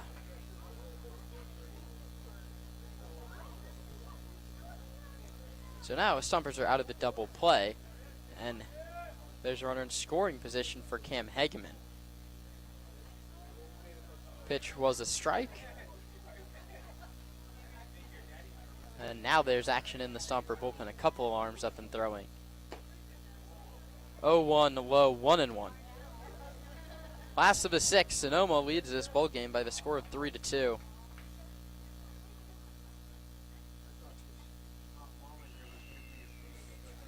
One ball, 1 strike, 1 out, 1 on. The pitch.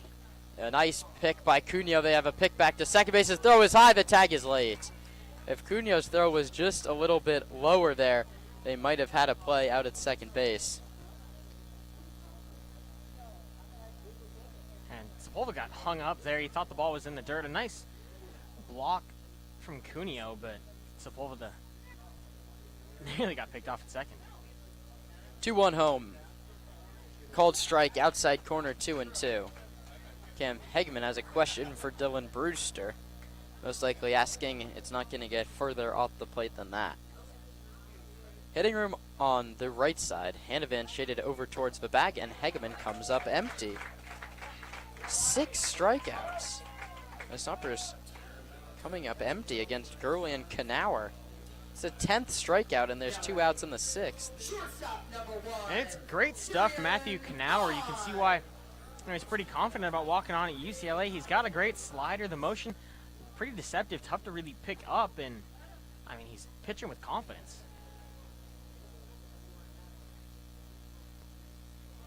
A pitch outside. Cunha's throw to third. The tag on Sepulveda. He's out. Stompers continue to be aggressive on the base path. This time it doesn't pay off. Sepulveda walks but is caught trying to steal third base, and Knauer faces the minimum. We head to the 7th inning here in Sonoma. The score still the Stompers over the Leghorns 3-2.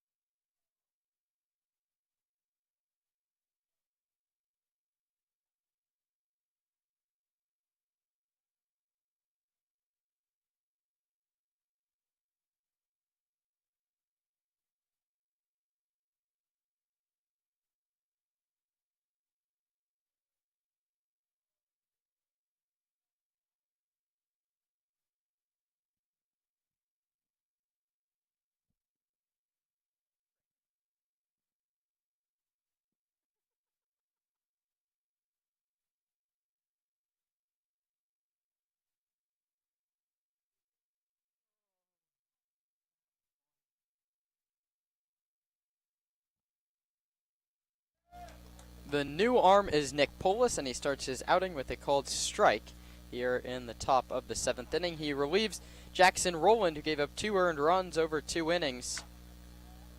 3 hits and a strikeout. This one's bounced to first, and Matthias Haas will field it himself and beat Danny Mercado to the bag by half a step. 1 up, 1 down. This is the same set of pitchers that threw on the 4th of July. The Modesto trio is now rounded out by Nick Polis, and you'd think Patrick Atkinson would finish the job after that. That brings up the righty Evans, who takes up and outside. The count's 1-0. Polis in 2 out of league appearances, has given up 2 earned over 3 2/3 innings. Gave up 3 runs on the 4th of July. None of them were charged to him. That one's low, and it's 2 balls and no strikes to Evans, who struck out and bounced out to the pitcher. He had a comebacker to Roland, who ran it and tagged him up the first baseline, 1 unassisted. 2-0 pitch. Low, 3-0.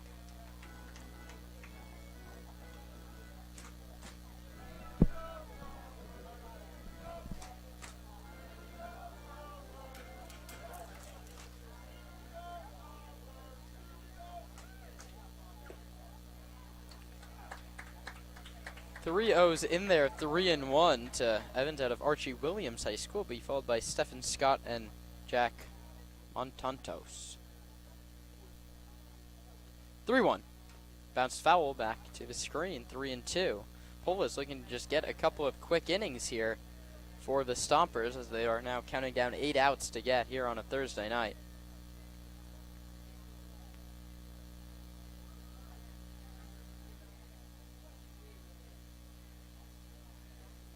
Polis sets at the belt, 3-2 pitch. Struck him out looking.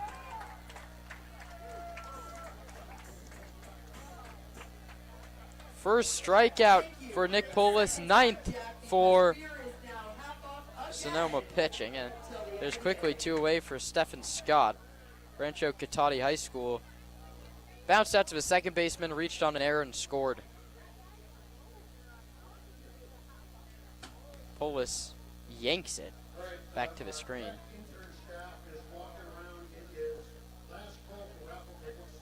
After the wild pitch, a nice throw from Dylan Brewster behind the plate, a missile into the chest of Nick Polis. 1-0, high, 2-0. Anyone has eligibility in out-of-league games, he could eat some innings on the back end. Stompers in desperate need of arms with the news of Nick Santavanez and Jaden Harper leading the team this Saturday. That forces Devin Laginto and Haroon Pelja into big spots.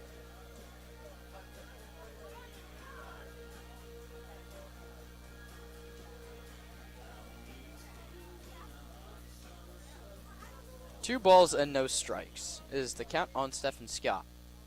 Sepulveda went down to settle down Polis, and now is ready to come home with it.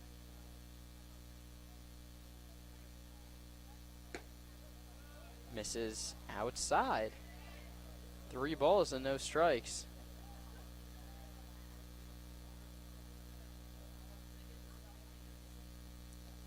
Polis was behind 3-0 to Evans, turned that into a strikeout. Won't do that here as he walks Stephen Scott on 4 pitches. And this game really feels like the lead is a lot more than just 1 run. 3-2 Stompers.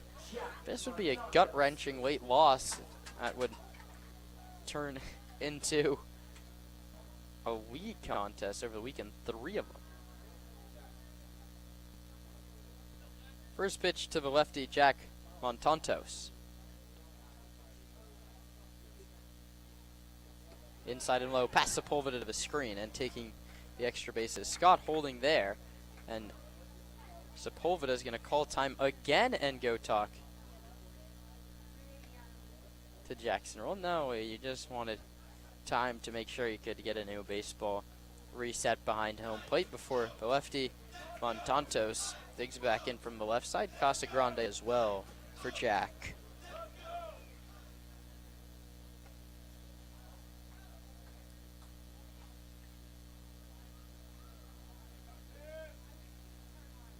Pitch inside. 6 consecutive pitches have missed the zone from Nick Polis here in the 7th.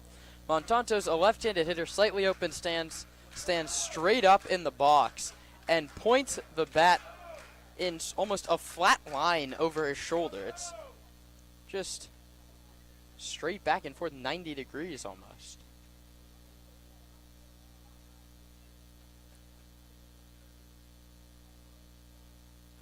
(2-0) pitch in there, called strike, 2-1. 3-2 Stompers, tying run out at second base here in the 7th.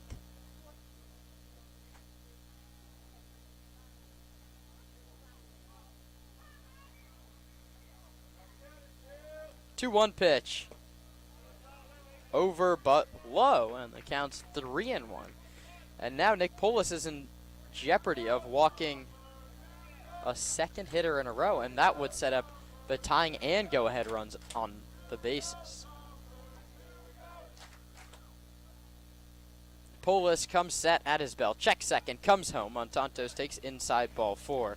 So that's 8 of the last 9 pitches have missed the zone, resulting in 2 walks, and the 9-hitter Henry Stoll comes to the plate, and the pitching coach Mike Nunez comes to the mound. And it's a bit of a mess here for Polis. Can't find the zone. It was off to a great start. You got the first 2 guys, a weak ground ball to first and a strikeout, but since then, a pair of walks, no consistency, even with the miss. Just nothing really working for Polis here, and trouble brewing. Yeah, every single runner and hitter and on-deck hitter have all huddled up down the third base line for Petaluma. A strategy session out at third base and a strategy session out on the mound. On maybe a trick play or sorts coming from the Leghorns here. You're within striking distance. The pitcher not with his A stuff at the moment. Could see some tricky high school baseball pulled out here. Yeah, first and second, 2 outs, 7th inning. Stompers lead by a razor-thin margin of 3-2. Nick Polis hopefully settled down by Mike Nunez and can get this elusive third out here in the 7th. He'll work right on right against Henry Stoll.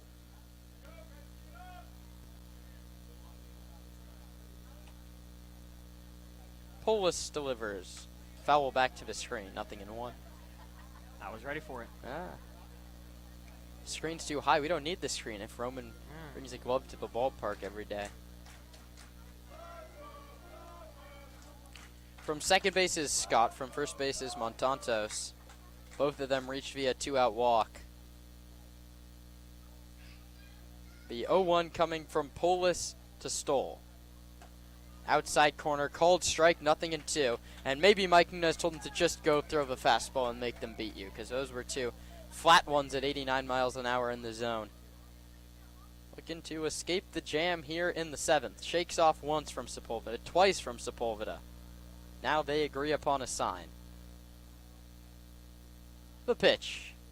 Fastball, outside corner, ring him up, strike 3 called. 90 miles an hour over the black. A couple of strikeouts for Nick Polis in the inning, and he leaves a couple of runners aboard as well. Time to stretch in Sonoma. Stompers lead the Leghorns 3-2.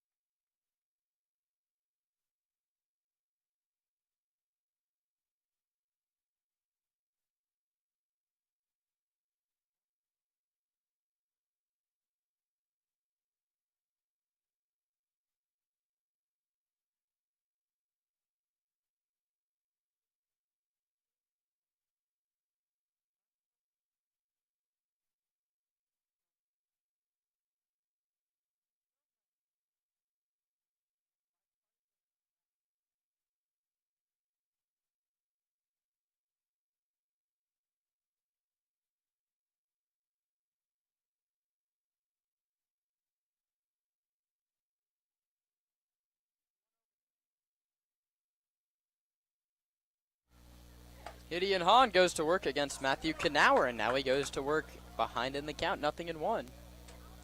3-2 Sonoma, bottom of the 7th inning. All Sonoma's runs came on a Brady Shannon home run in the 3rd, and the Leghorns got 2 back in the 5th.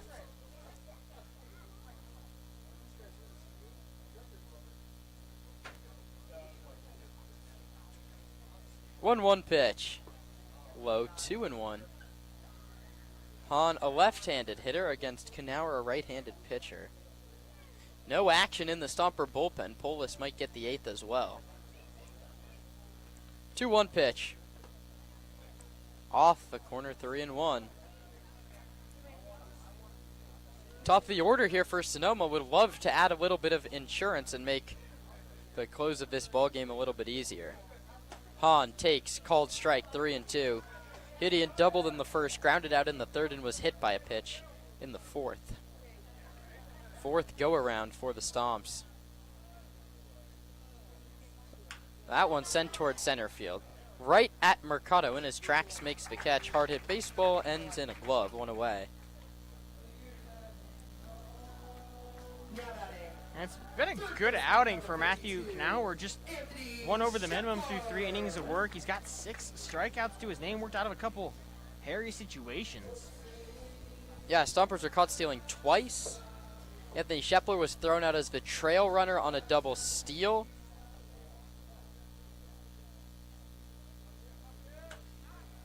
Anthony Shepler fouls it off. He's behind 0-1 and doing a good job of getting ahead in the count.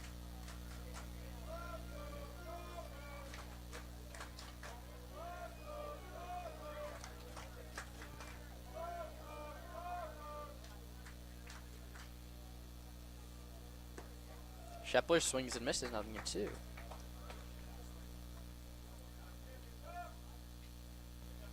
So right on left, Knauer against Shepler. Anthony was hit by a pitch his first time against Knauer, the righty. Slings it in there, and it misses high and tight, 1-2.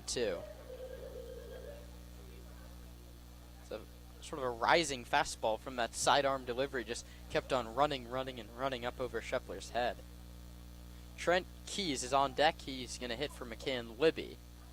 1-2. Shepler strikes out swinging. 84 top of the zone. And that's now the 7th strikeout for Knauer and the 11th by Petaluma pitching. Trent Keys. Bratt brings up Trent Keys, who swings first pitch and pops it up. There's 3 Leghorns that could make the catch, and it's going to be the shortstop, Curry, who snags it in very shallow center field. 3 up, 3 down in a hurry for Sonoma. We move to inning number 8, where Roman Raffelli regains the play-by-play duties. He'll take you the rest of the way on the Sonoma Stompers Broadcast Network.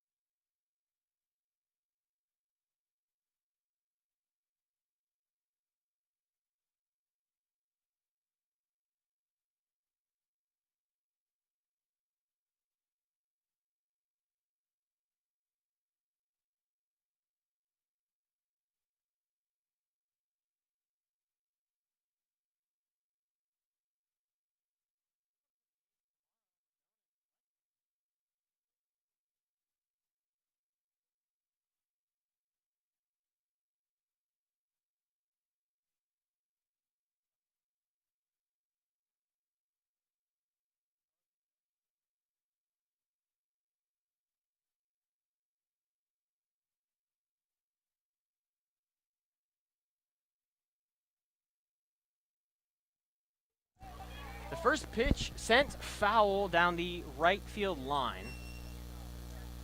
It's the top of the order, due up in the top of the 8th. Rowan Ball, Brandon Curry, and Henry Hanovan for the Leghorns. Rowan Ball behind 0-1 to Nicholas Polis. He's 1 for 3 on the day with a single that was in the first inning. He was picked off by Brandon Leone. Was struck out and lined out in what turned into a 6-4 double play. The 0-1 misses inside and high. Polis came in and worked to the 7th. He did not allow a run, but he faced 5 and walked a pair, but he struck out Henry Stoll to end the threat. The 1-1 outside corner, a nice receive from Esteban Sepulveda, and pulls it back to the edge, now 1-2.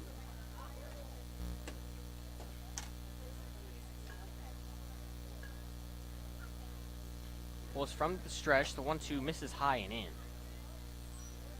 And a check on the out-of-town scoreboard. The Blues up 5-3 over the Foresters, the top of the 7th in that one. The only team in the CCL North looking to gain ground on the Stompers this evening. This one, of course, an out of CCL matchup between the Leghorns and the Stompers.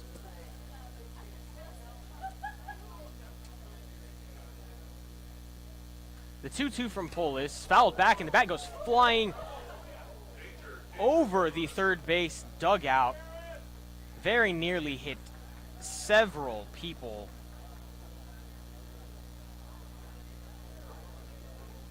But I believe everyone is all right.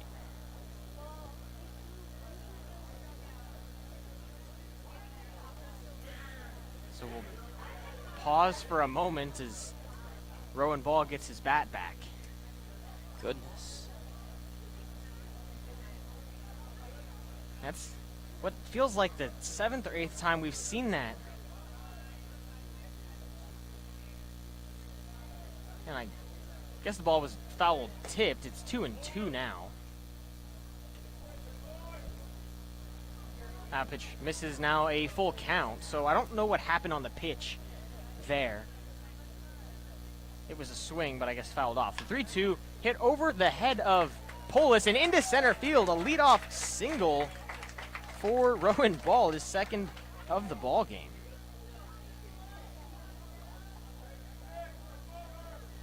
Now batting, shortstop number 12, Brandon Curry. So it brings up Brandon Curry, 0 for 2 with a reach on an error in the first and a strikeout. He's also been hit by a pitch.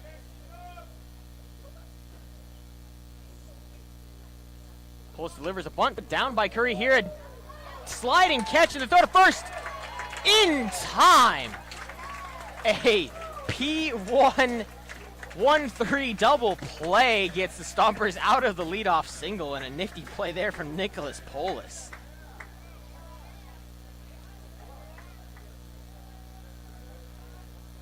Now batting, first So baseman the scoring goes Henry Hanovan. P1, just a little pop-up bunt to the pitcher. A sliding play turns into a 1-3 double play for the Stompers, and now the 3-hole Henry Hanovan up. He's struck out 3 times this evening.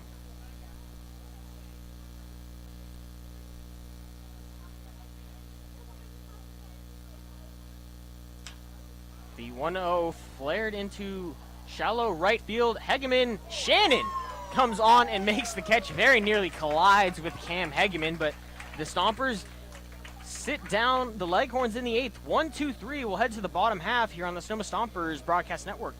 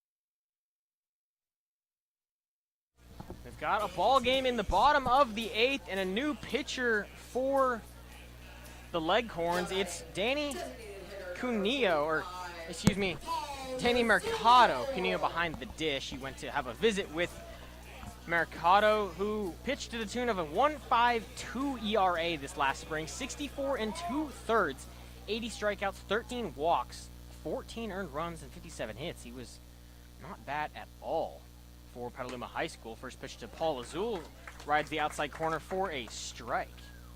Casa Grande High School. Yeah, Mercado, quarterback and a linebacker. Those are the 2 star positions on the football team, and a 2 shortstop pitcher on the baseball team. That's the 4 most coveted spots at your high school, and he had all 4. Well, he says he plays basketball as well. Might just be the starting small forward, too. Maybe. The 1-1 to Lazul is low. This is JV basketball, maybe not. There was 90. He closes the book on Matthew Knauer, who went 4 no-hit innings. He walked 1, hit a pair, but he struck out 7 Stompers. This one served into left field down the line, but just foul in front of ball. Lazul going for his 4th consecutive game with an extra base hit, and that would have been his 4th double in out-of-league action, too. And the 5'11", 185-pound righty graduated this spring, so Casa Grande got a lot of positions to fill in, some important ones at that.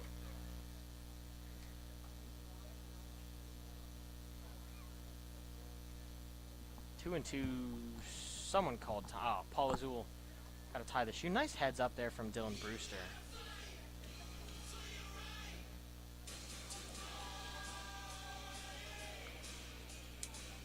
This is a 1-run game in the bottom of the 8th inning. Yes, it doesn't count for the league standings, but it's not one you want to drop if you're on Sonoma's end of things. The 2-2 wind fouled off on the third base line into the Flybird Margarita Lounge.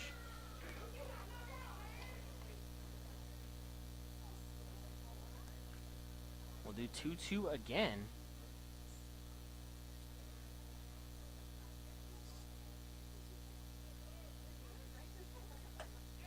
And a pitch just outside and high. This is 92, though. This is a kind of velocity Sonoma struggles with. So it's 3-2 to Paul Lazul. The wind from Mercado fouled off again. Lazul tardy, 3rd time this at-bat.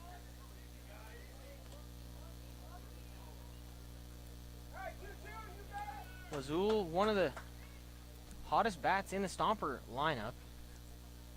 He's had a great week. 3-2, inside ball 4. Nice at-bat to lead it off for Paul Lazul. Works a walk. And that brings Brady Shannon to the plate. He has all 3 RBI for the Stompers in this ball game. It was a 3-run home run in the 3rd.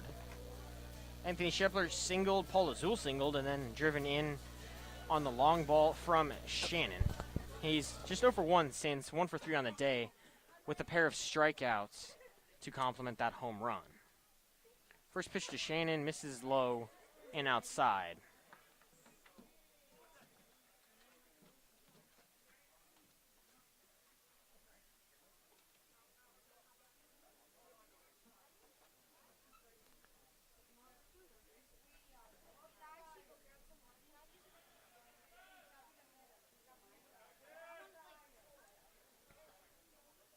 Mercado set. The 1-0 in the dirt again.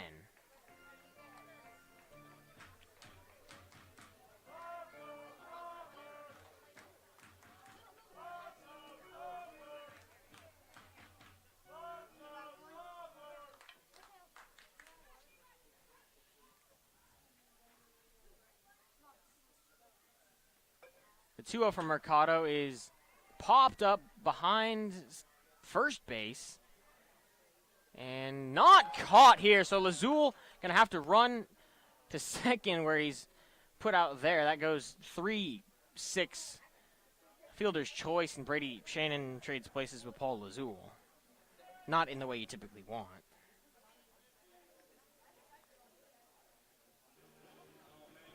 don't know what happened to Hanavan there. Maybe just took his eye off the ball for a second.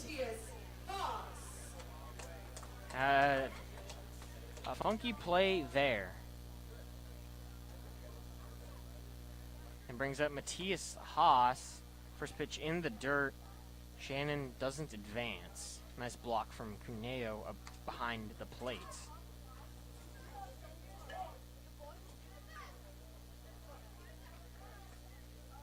Haas 1 for 3 on the evening, a pair of strikeouts and a single. The 1-0 foul tipped into the glove, now 1-1. And the Leghorn pitching has done a good job with the Sonoma Stompers lineup tonight. Very good job.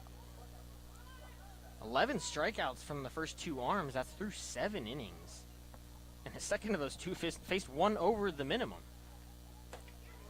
The 1-1 misses inside with an off speed.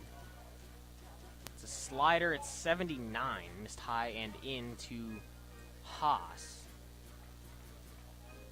And facing 1 over the minimum, impressive for Knauer because he walked 1 and hit 2. Didn't give up a hit, but he put 3 guys on and you get 2 of them out on the pads. That's no small feat. Check back to Shannon in time. The 2-1 popped up foul over the first base dugout. Now Haas in a 2-2 count. Yeah, Stompers are battling against Mercado. This is Haas's first look at the high velocity. We didn't really see it in Walnut Creek yesterday or San Francisco. But it'll come down the stretch. 2-2 misses in the left-handed batter's box. 3-2. Now 2 out of the 3 Mercados come into face. Ended in full counts. Stompers have been so aggressive on the base paths. Wouldn't be surprised if Shannon's running on the payoff. Shannon 4 stolen bags in CCL play, and they nearly pick him off at first base. I think he was running.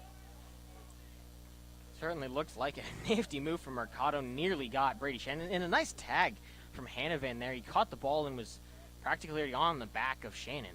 The 3-2 misses outside ball 4. Haas walks 2 on, 1 out. Shannon wasn't running after the pickoff.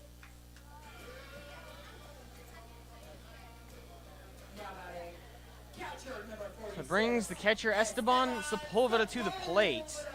He's 0 for 1 with a pair of walks on the evening. He stole a base in the 6th, but was caught stealing just a few pitches after that, and he reached second on an error in the 3rd.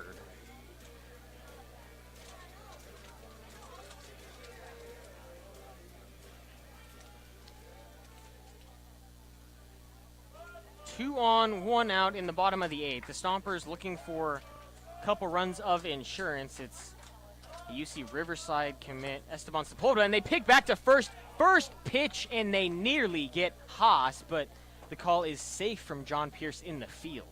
Augie Cuneo is having a nice day behind the plate. We've seen him throw a couple into center, but sharp down the stretch. And Kenny Meimersdorf has taken over the first base coaching duties.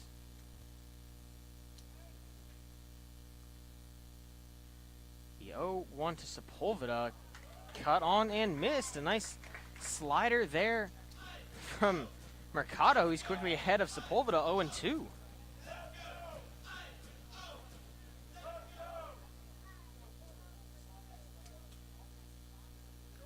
Ben Sebastiani stands on deck. He's 0 for 3 with a pair of strikeouts. Mercado set, looks back at second, and the pitch. Swing and a miss, strike 3. Down goes Sepulveda. First strikeout for Mercado, and he's 1 out away from getting out of the jam.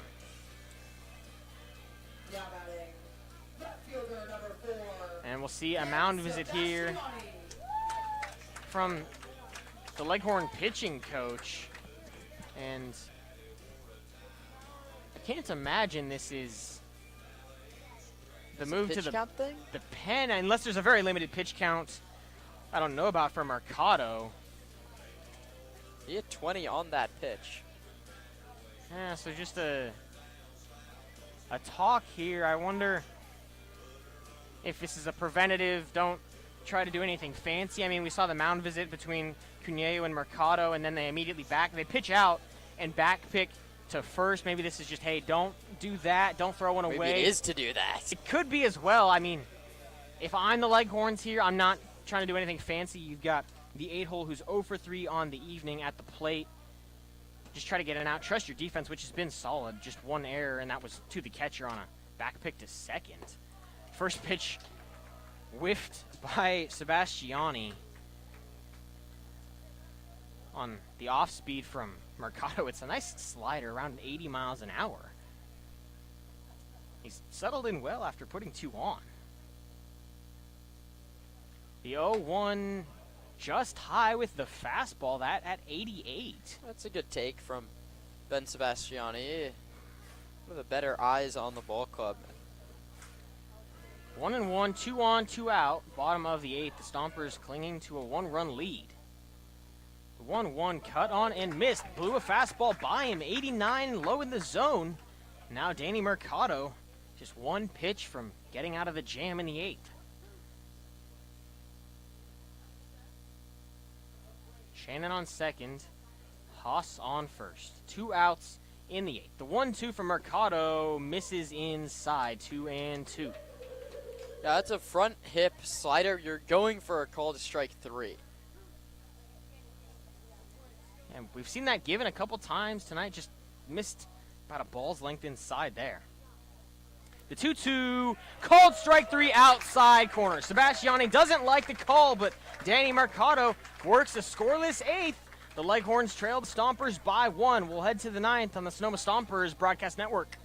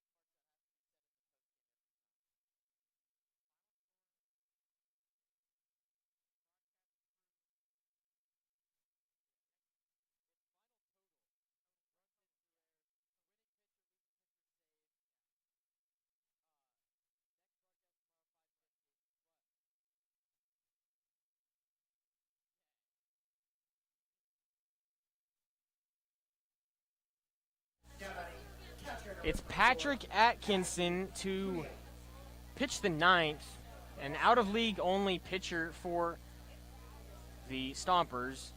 A 1.5 ERA in 2 appearances, one of which was a start. 6 innings, 7 Ks, a walk, and 4 hits. Just 1 earned run. That was against the Berkovich Honors on opening day, and, well, the Stompers didn't win that one. It was an 8-7 loss to start this summer. Behind 1-0, now 1-1 to Augie Cuneo. It'll be Danny Mercado and Jack Evans due up after Cuneo in a big moment here for Atkinson entering the ball game. Second pitch, off speed inside, not called a strike. He missed off the inner third. 65 miles an hour from Atkinson. I mean, not the grad guy this season, but I mean, really an integral part of this team last year. A nice off-speed catches the plate there. It's 2-2. Get to see a swing from Augie Cunha, who has popped out twice and singled, but he was caught stealing by Esteban Sepulveda. That play took McCann Libby out of the ball game, and it's a strike 3 foul tip into the glove of Sepulveda. So first set down on a strikeout from Patrick Atkinson. Now Center fielder number 22, Danny Mercado. Now the pitcher, Mercado, pitched the 8th, started the game in center field. He checks a swing. It's not a full check. So it's 0-1.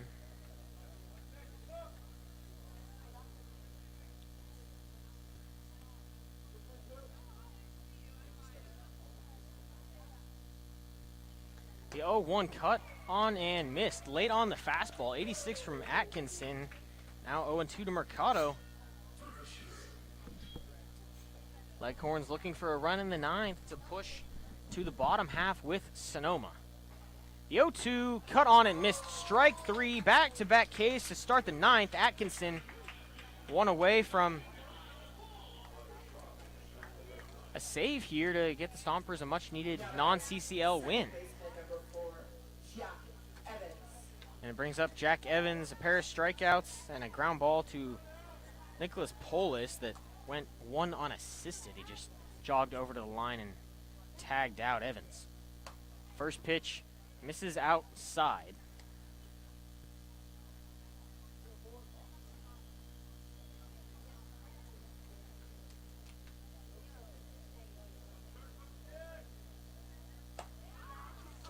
The 1-0 misses again, 2-0.